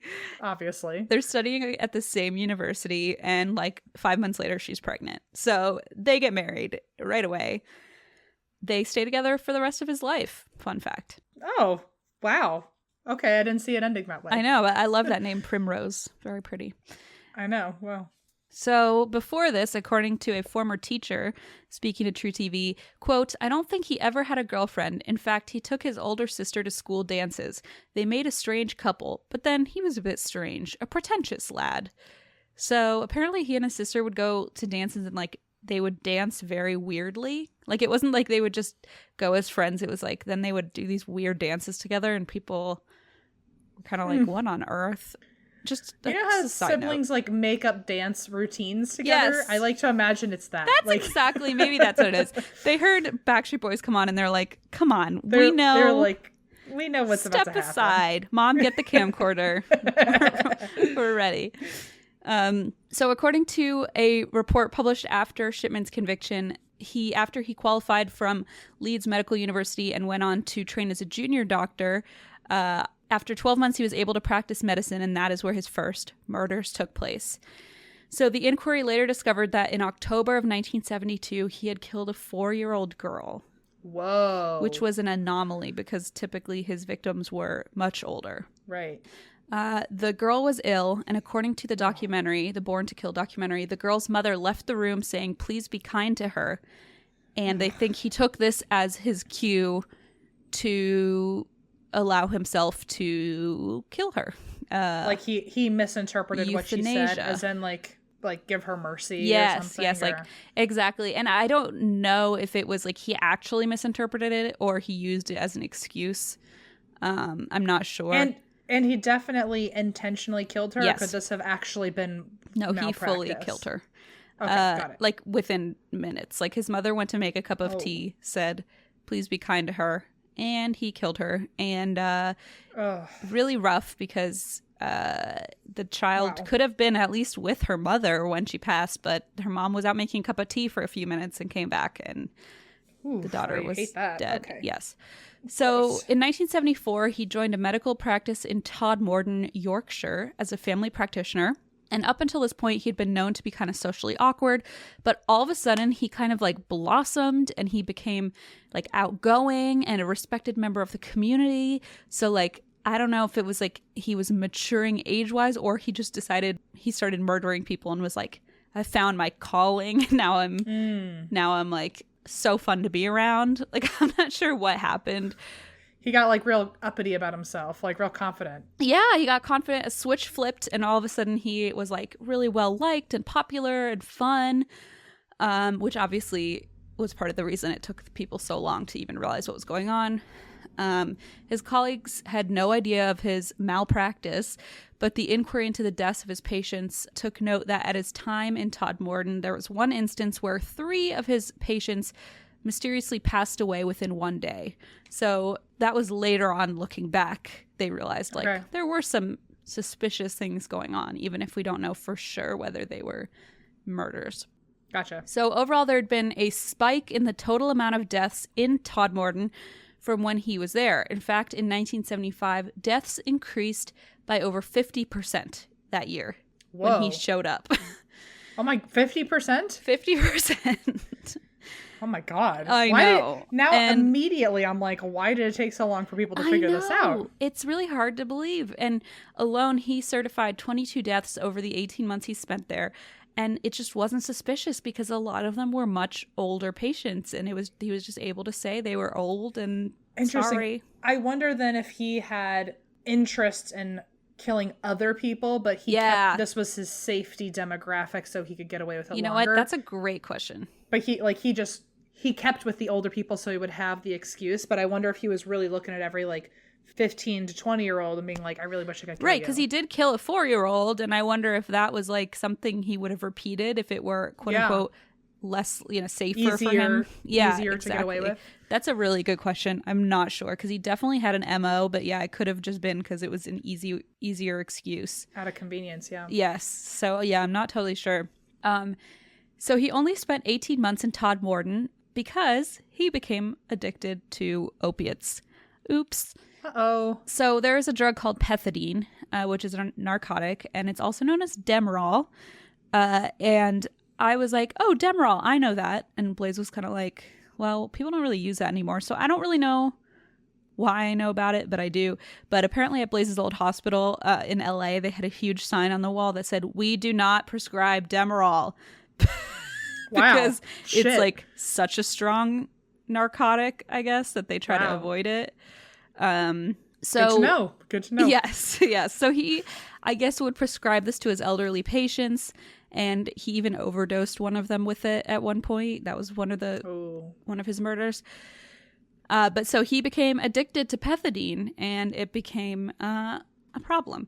So the granddaughter of one of his victims spoke out on the BBC documentary The Shipman Files, which a very British crime story, which sounds like an SNL skit to me, but it's the name. It does sound a little too particularly perfect. Doesn't it sound so on the nose?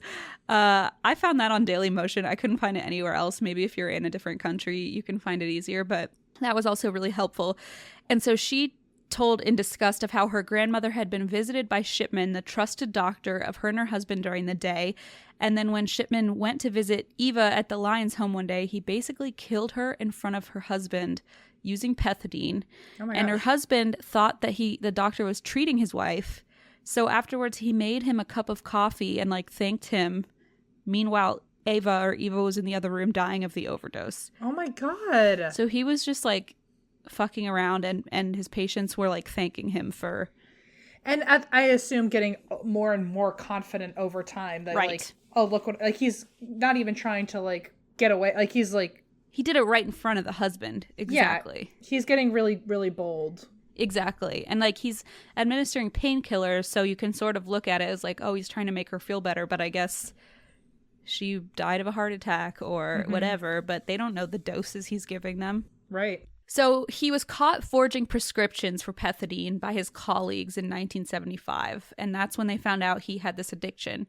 And he was fired and fined £600 for forgery. So wow, okay. That was pretty much it. He had 2 young children at this point, and he eventually got another job at Donnybrook Medical Center in Hyde in 1977. And he was very open about his addiction and the forgery and his firing, but a board of doctors kind of discussed it and agreed to let him join the practice because he had such a glowing report of being a fabulous, dynamic, and friendly doctor. His patients loved him so much, and he kind of said, listen, I'm sorry, I was going through a tough time. I had an addiction. I'm completely past that, so they gave him a second chance, basically. Okay. Which is yikes, nice. But also I get why they did. Yeah.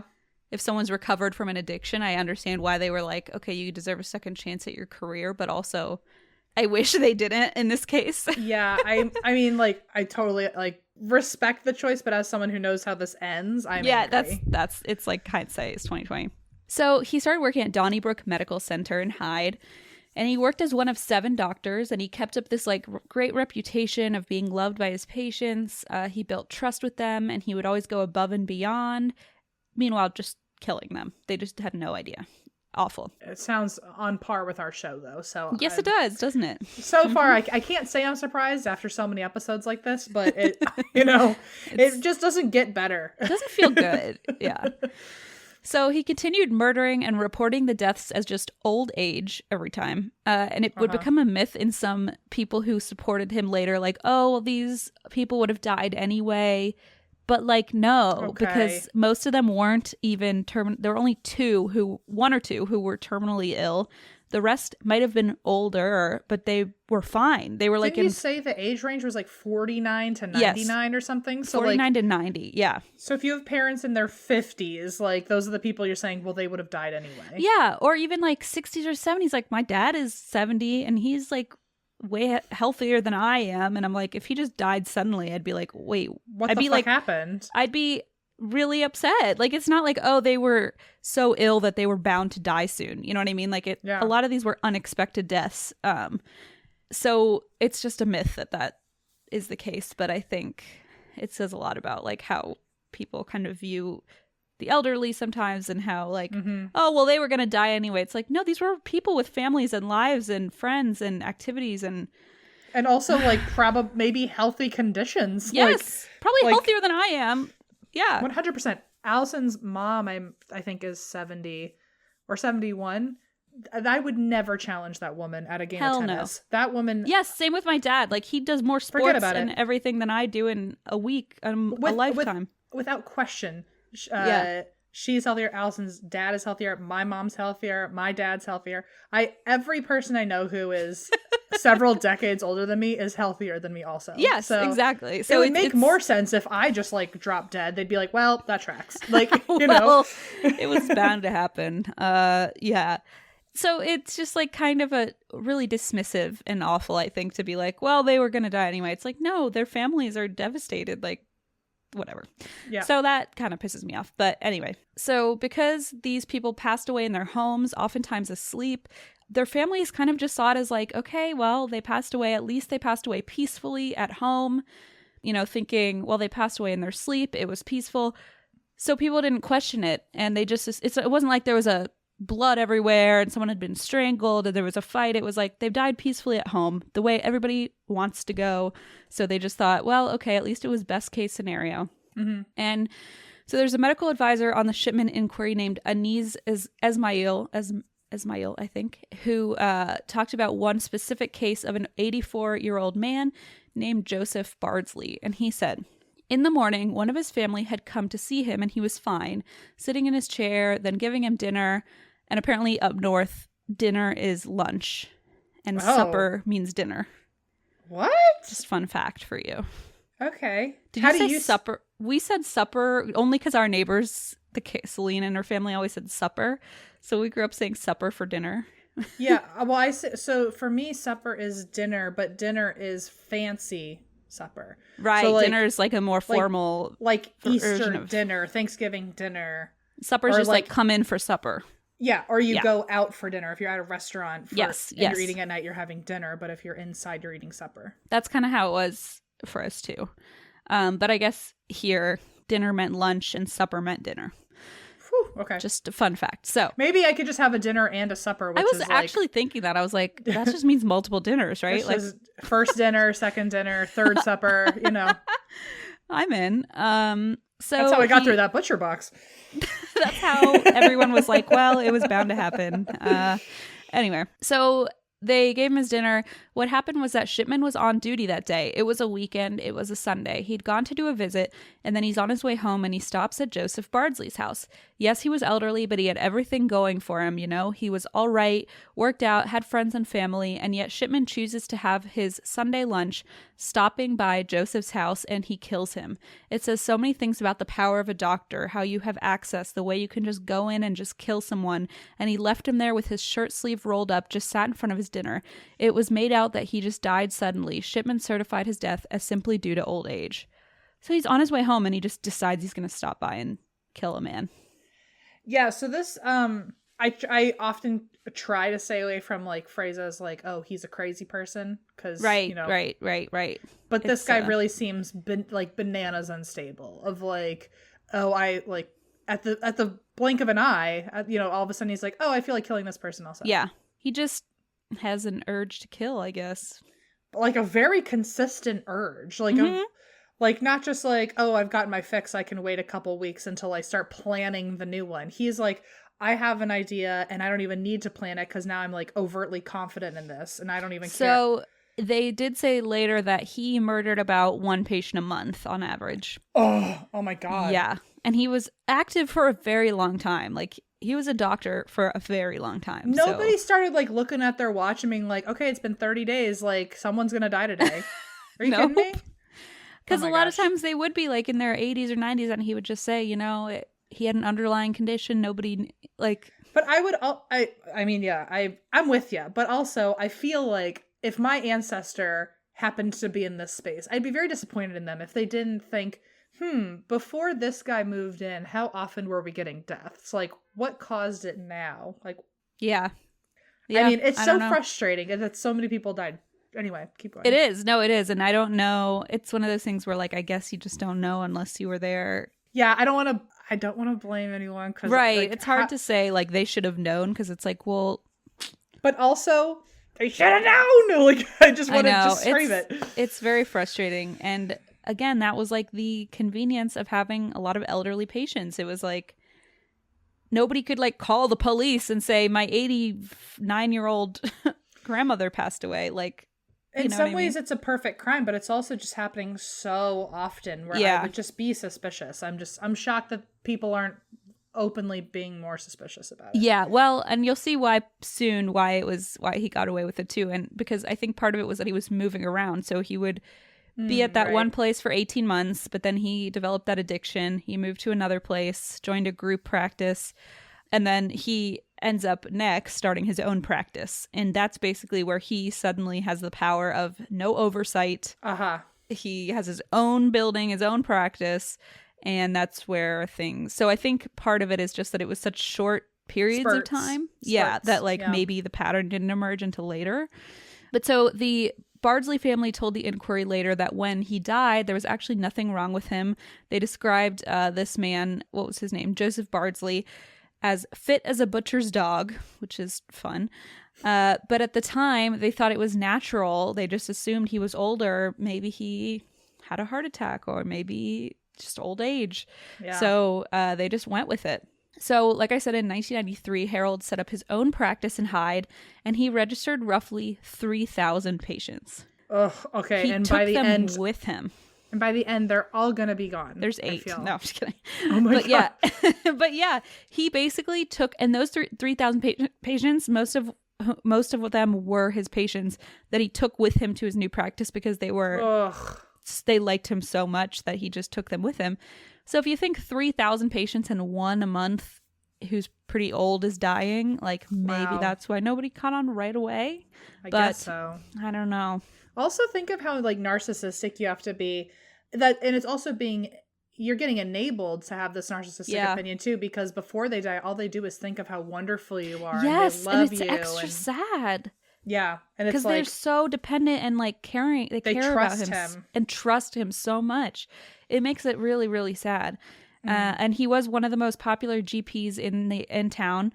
And one woman on the BBC documentary said all the old people liked him. And another patient named Angela said he made you feel important. He always made you feel that it was important to him that he was doing the best he could for you. Very well read. He was always up to date with everything. So he's just charming AF. Like he just...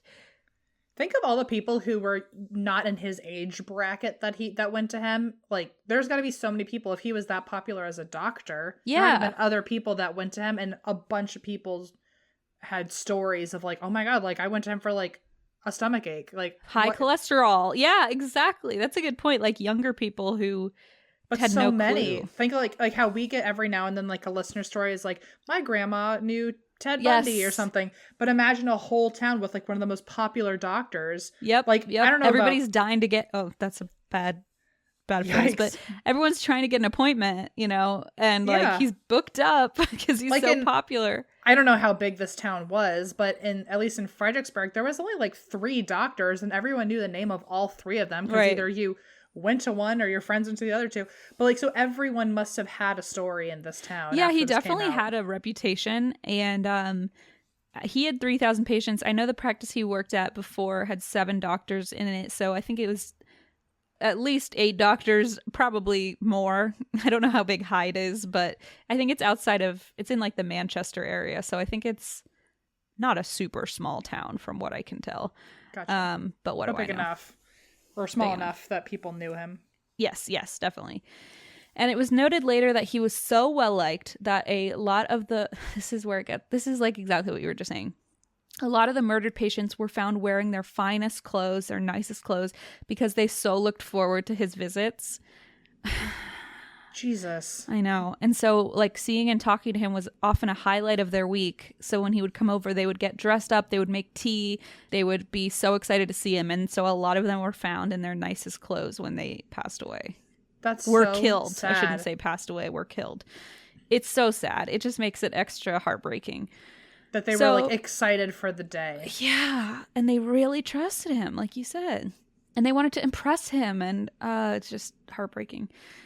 So the first official who alerted suspicions about Harold Shipman to authorities was Dr. Linda Reynolds, who worked across the street at a group practice. And she was often invited to Shipman's office to sign cremation forms. And it became evident to her that Dr. Shipman had a significantly higher number of cremation forms than her own practice. And later, a lot of families said, yeah, he weirdly pressured us into cremating our grandmother, even though... For evidence, to hide evidence? Yep, exactly. Like, he pressured so many people into cremation, and so that was part of the reason nobody knows the final number of murders, because there's no evidence left. You can only go after, like, the cremation paperwork, I guess. Yeah, that's it. And, like... There's no way to prove he did anything. So what struck Linda was that the majority of his patients who had seemed fine had died in the afternoon, fully clothed, often sitting in a chair with the door unlocked. So Linda talked to the undertaker, Deborah Massey, who I mentioned way up top, who had also been alarmed by the number of deaths coming from this practice. And also Linda called the coroner, John Pollard, who was like, yeah, we should probably flag this to police. So, according to the Manchester Evening News, Linda's husband Nigel later said on trial that his wife risked her and Shipman's professional careers by blowing the whistle on him without, like, full proof. But that's just how convinced she was that something fishy was going on. Sure. And she did receive a visit from Detective Inspector David Smith, and they told her they were going to open up an investigation. But, of course, in this town, rumors started spreading, and they got back to Harold, who heard that people were getting suspicious. And on the BBC documentary, one of his trusted patients remembers coming in for his 50th birthday checkup to ask Shipman how he was keeping up with everything that was going on. And Shipman said, take a look at all these wonderful cards of support I've been receiving from my patients and their families. Like, because he was kind of suddenly under the microscope and he had a wall of support from his patients and their families being like, we're with you. Like, we know you're a great doctor. Don't let him get you down. Wow. So that's how much he was loved. Like, people just couldn't fathom. Which makes me wonder, again, like, the fact that he had such strong relationships with these people and, like, knew their kids' names, I'm assuming, and, like, made them feel like they were super special. It's not just like he felt like killing and then planned that there was going to be this one person he really doesn't feel anything for. Like, he had to, for months, have been basically grooming them. Yes, that was the word they used, grooming. That was literally the word they used. It feels like he was either grooming them and keeping himself detached the whole time, or he genuinely had a bond with these people and still went to their house being like, I'm going to kill you. Yeah, and you wonder, like, if there was some twisted view of, like, I'm taking them out of their misery, but, like, they weren't even really sick a lot of the time, or not very, Did he grieve because he was like, wow, that was a really nice person, it's a shame I had to murder them? It's such a bummer. Yeah, exactly. It's hard to tell. And, like, and also, like, is he only keeping really nice, wonderful, enriching relationships with people he plans on killing, or is it everybody and he just, like, picks out of a hat, or is he months in advance committing to one person? That's a great question. In which is case, this premeditated? How creepy is that like, for 2 months, like, he was intentionally gaining your trust with the intent of you being dead completely, and then he goes, oh, I'm gonna come over for tea, and today's the day. It's almost like as someone who does not garden, I feel like it's someone who like puts time into making a plant, and then eventually it's, like, too big and you have to repot it or something. It's like, oh, this relationship, I've built it, and it's this beautiful, wonderful friendship now. Oh, it's prime time to kill you, right? For the It's too picking. bad I have to dump morphine into it and Yeah. kill it. Yeah. It's a great question, and like the frustrating thing is you'll see why, but we don't actually get an answer. So Perfect. Anyway, so 3 weeks later, the detective David Smith came back to Linda, said, "Hey, don't worry, I looked into it. There is nothing sinister going on, and the inquiry is now closed." So he also warned Linda that Shipman was, quote, "a respected member of the community, and she better watch what she says." Oh, shit. Okay. He is a pillar of the community, and you shan't I heard it. put... Shorn't. You shan't put judgment on him. Okay, Linda? Jeez. So basically, Linda risked her reputation and then was basically given a slap on the wrist, like, how dare you talk about Harold this way? Ugh, okay. And now Harold is also, like, aware that people were suspicious of him. Right. Like, all you did was tip him off. They need to be better about this. Exactly. So this investigation by, quote-unquote, investigation by David Smith would later be known as the failed investigation, is what they called it. Oh, okay. So David Smith didn't get away with looking good in this scenario. In fact, he got a lot of shit for the way he handled this investigation. And so the later inquiry, the Harold Shipman inquiry, would report that the main reason this investigation failed was that the wrong people, aka David, were in charge of it. And the Guardian observed that if the investigation had been taken more seriously, they would have been able to save more than 100 victims. Wow, that's really horrific. Isn't that bad? That's awful. So, like we said, now he's just tipped off, and now everyone's like, oh, wow. And everyone felt guilty. Like, people even described later in the documentary saying, like, I had suspicions when everybody was talking about it, and then later when he was cleared, I felt so guilty that I could have thought something of such a nice man. Like, he was this manipulative that he could pull this off. How gross is that? It's disgusting. It is. In that time where he was getting away with it too, he felt like such a goddamn king. Like, yes, true. Ugh, that's so gross.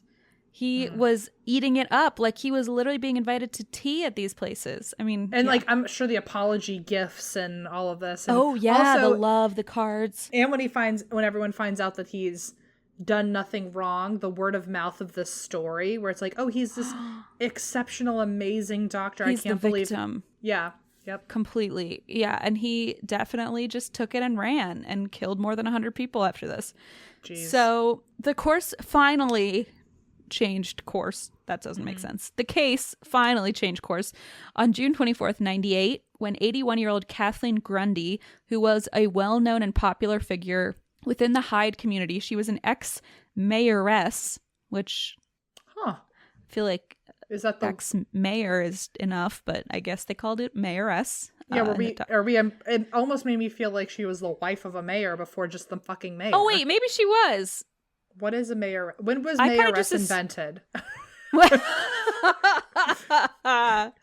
Mayoress, maybe you're right. Oh, you're totally right. Oh wait, no. It says the wife of a mayor or a woman holding the office of mayor. Yeah, I don't like that it's so sexist. It made me question my own value of her. It's like when people say, "Oh, a female pilot," and it's like, so pilot? Well, a pilot, right? Yeah, exactly. So I don't know if she was a mayor or if she was the wife of a mayor. You're totally right. It could be that she was just the wife of a mayor. We shouldn't have to take the 30 seconds to figure that out either, by the way. No, but let's just call her the mayor out of, first of all, she probably fucking deserves it. And also, even if she was the wife of the mayor, I guarantee you she was doing more than that mayor ever did. So I'm not here to slander any fucking mayors, okay? Like, I don't know. I don't know what side of the political party this mayor was on or this mayoress was on. I don't know what laws they instituted. She deserves some perps. I think she deserves perks whether she was mayor or not, to be fair. So let's just leave the mayor part out of it. But that just tells you how high up in the community she was and like how respected and well-liked and well-known this woman was. I hear you. So she was found dead in her home. And her cause of death was determined to be old age by her doctor, none other than Dr. Harold Shipman. Mm-hmm. And he happened to be the last person to see her alive that morning. Not convenient at all. Nope. And one person who fully wasn't buying this story was Kathleen's daughter, Angela Woodruff. Mm-hmm. And Angela couldn't wrap her head around the idea of her mother's spontaneous passing. To show how healthy her 81-year-old mother had been, she joked, "She was just amazing. We would walk 5 miles and come in and she would say, 'Where's the ironing?' We used to joke she was fitter than we were." I mean, basically like we were just talking. So she's already feeling like suspicious about this. But then she gets a tip from another local lawyer who says, maybe you should check out her will. And this is what the will says. This is what her mother's will says.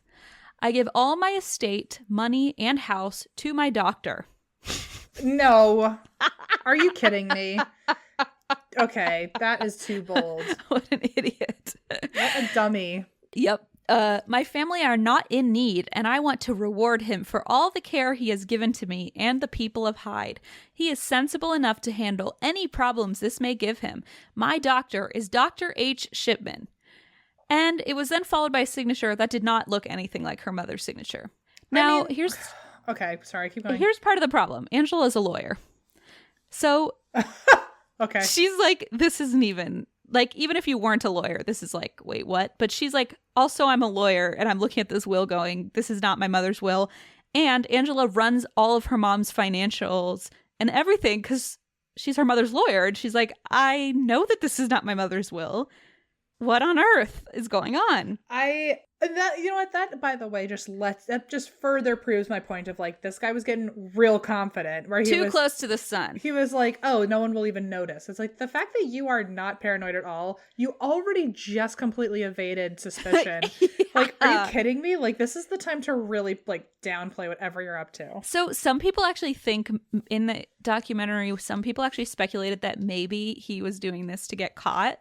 Like, maybe he had just gotten to a point where which then it's a whole nother psychological thing, but like maybe he knew this was not a smooth idea and he just did it to see what would happen. What could happen? Like, or best case scenario, he gets a house. Worst case scenario, he got caught anyway. Yeah, like it's finally over. Like, I don't know. So some people are in disagreement about what that was, but either way, it was stupid because Angela's a fucking lawyer, and she's like, "This is not my mother's signature, and it's also not my mother's will." And so she took the will to the police, and in a first for Manchester police history, investigators insisted on exhuming the body for a post-mortem, which, as we know, takes a lot for them to.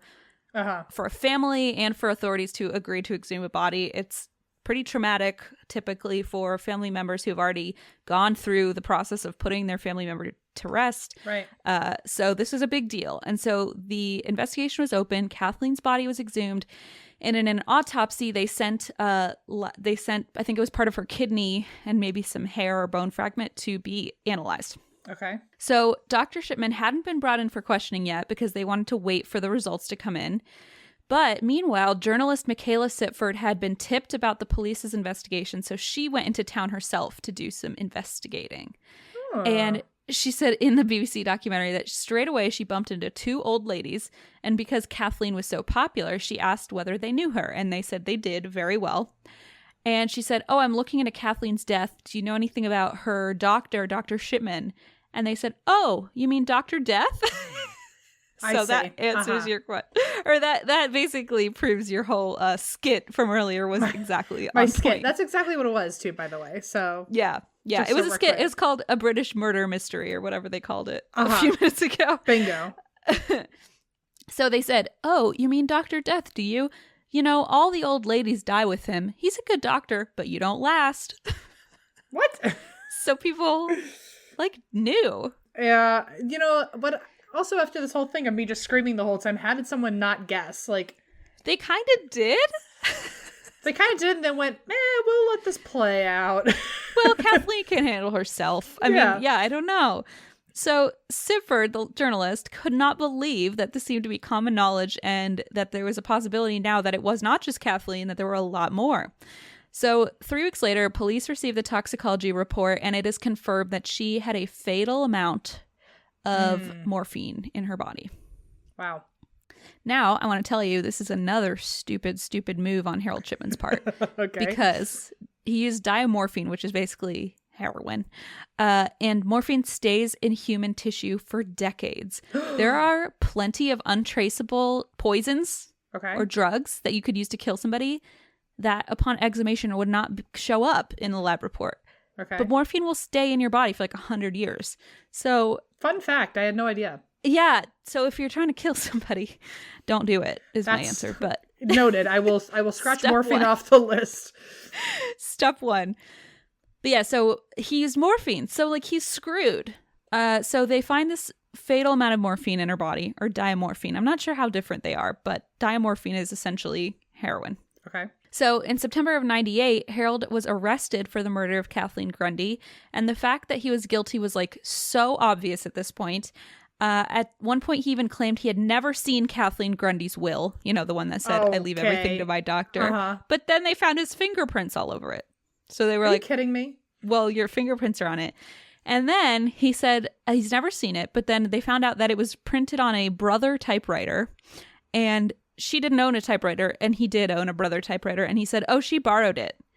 And they were like, well, if she borrowed it between writing the will, then when did she give it back to you? Right. Like, it didn't make any sense. So they were like, okay, he's clearly guilty. So this makes me think, too, that, like, that theory of him doing this on purpose to get caught doesn't make sense because he's clearly fighting getting caught right now. Yeah, he definitely denied it. So either he was just psychologically, like, you know how, but they say, like, people go back to the scene of the crime. Like, they do stupid things that they know they shouldn't do. Right. So I don't know, man. I don't know.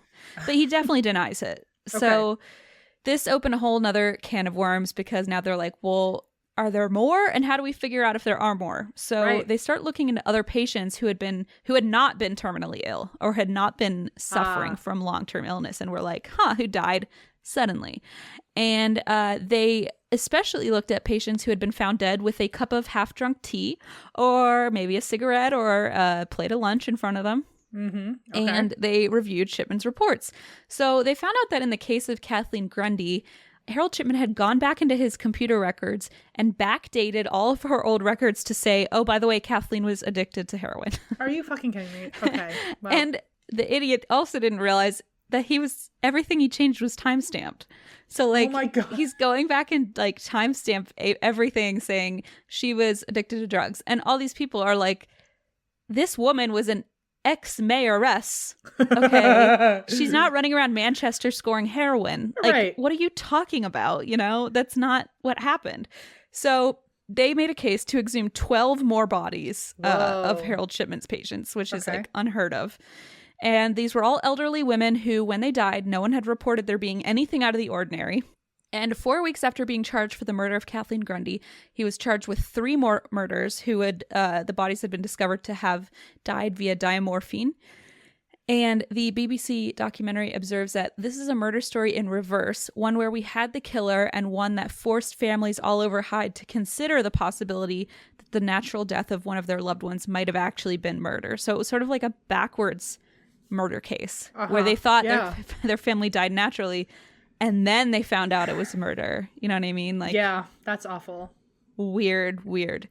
Like, also, you finally grieved, and now it's like, yes! Oh, well, actually. Now we're digging up the body, and maybe this peaceful death wasn't as peaceful as you had thought. Exactly. Really traumatic. So there was a family named the Wagstaffs, and they originally leapt to Harold's defense, and they were like, he's a trusted doctor. He takes care of our whole family.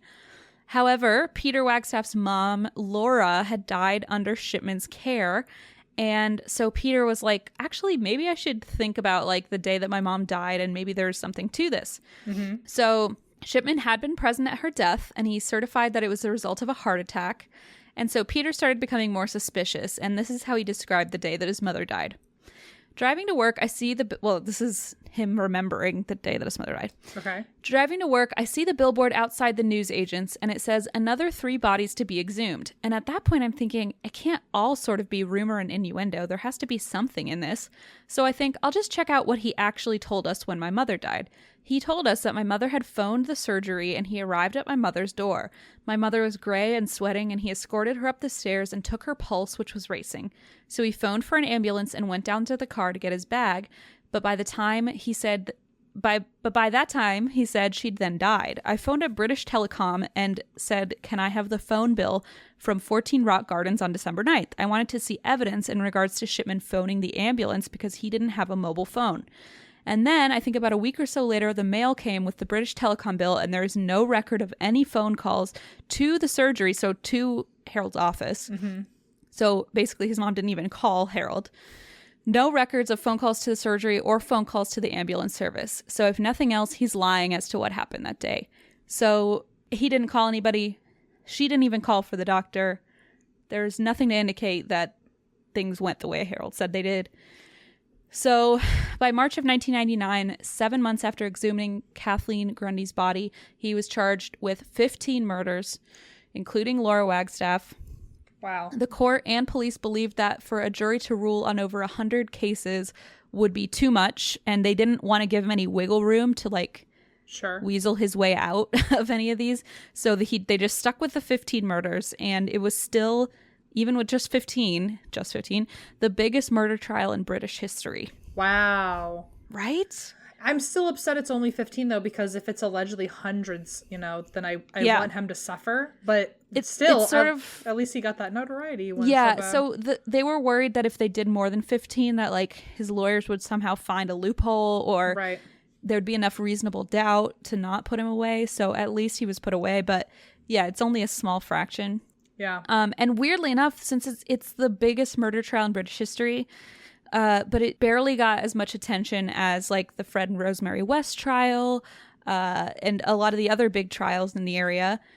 And it's speculated that, again, this might be just how we perceive the lives of older people, that it's not as exciting when someone's murdering older people. You know what I mean? Yeah. So it's a little bit, I don't know, a glimpse into how the media, how what we get riled up about and what we're fascinated by, that this guy's literally one of the biggest, if not the biggest, serial killer in British history, and he didn't even get the press. Not that any of them deserve press, but you know what I mean. Right. So at the trial, it was detailed how he killed each victim. It was pretty straightforward because there were no macabre crime scenes to analyze. There was no uncovering of disposing the bodies. He was found guilty after 6 days of deliberation of murdering 15 patients.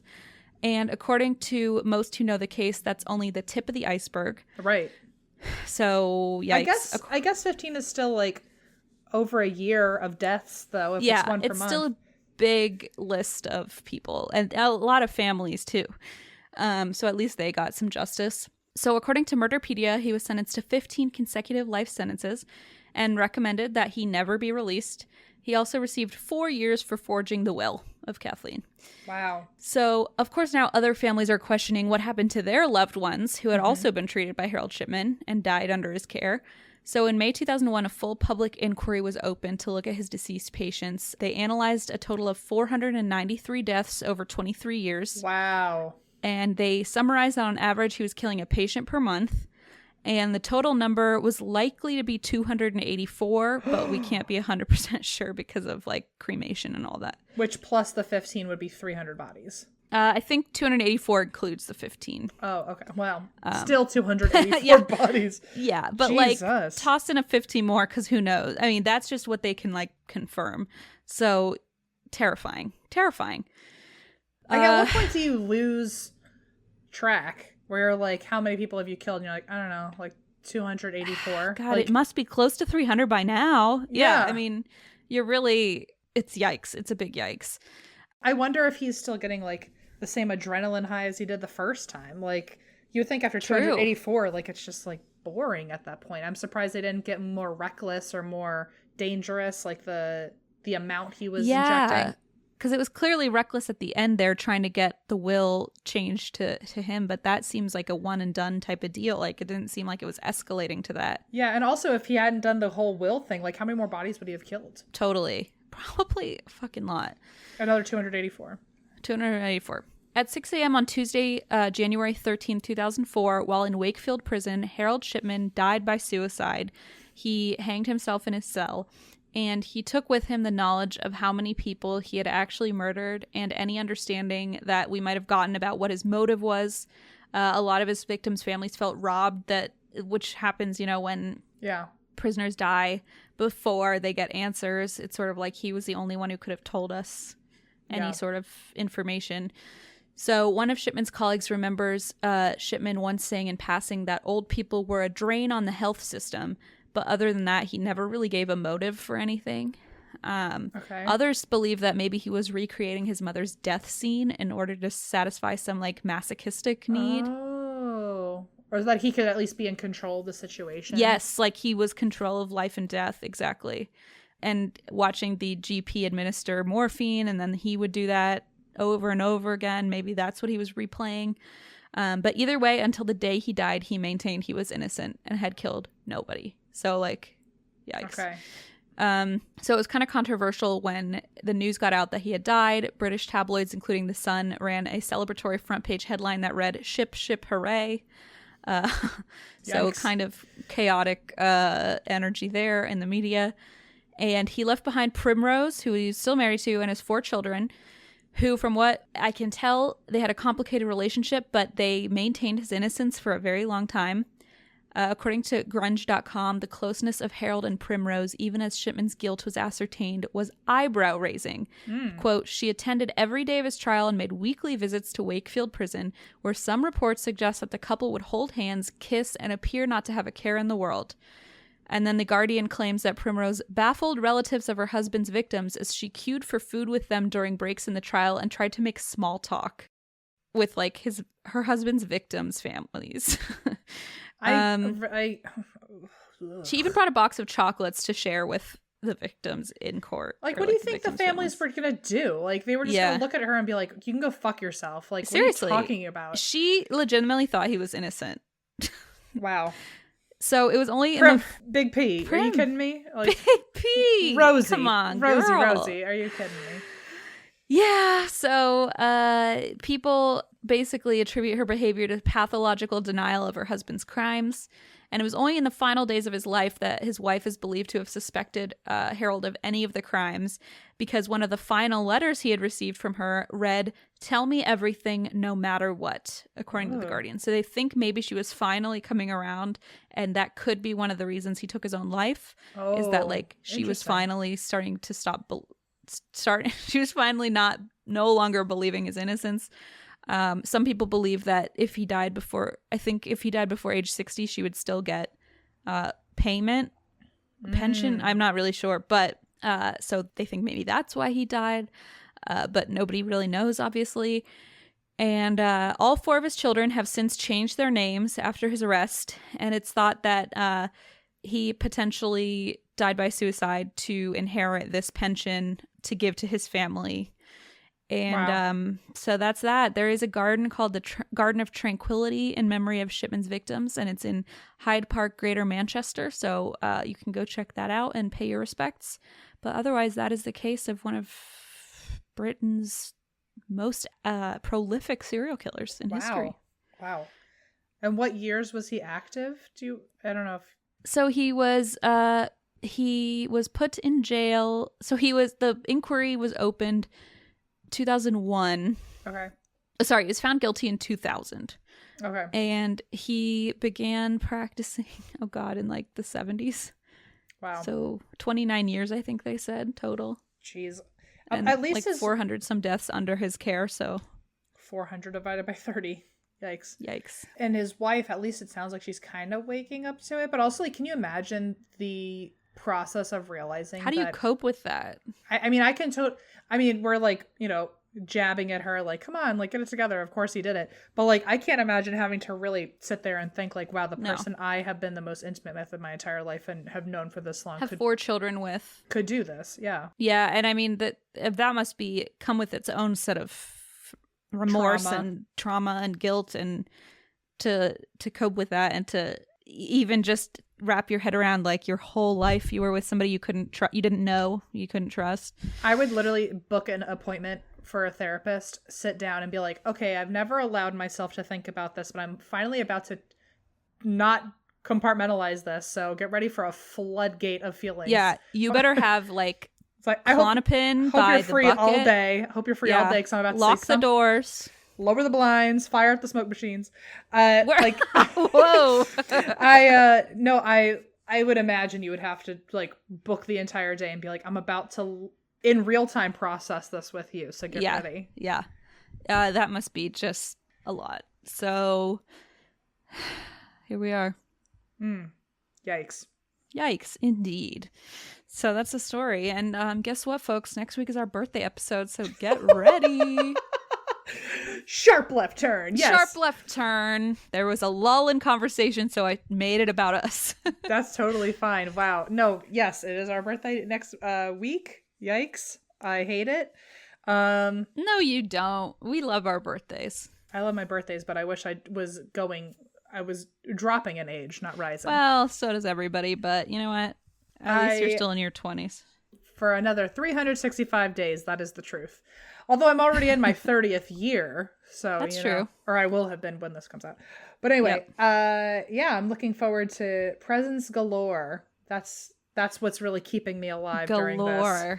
Presents and events galore. So turn on the smoke machine. Fire up the smoke machine. Put on your heels. And yeah, I'm excited to have a reason to celebrate myself because Yay! Gemini season. Yay! All right. See y'all there at our birthday bash, and that's why we drink.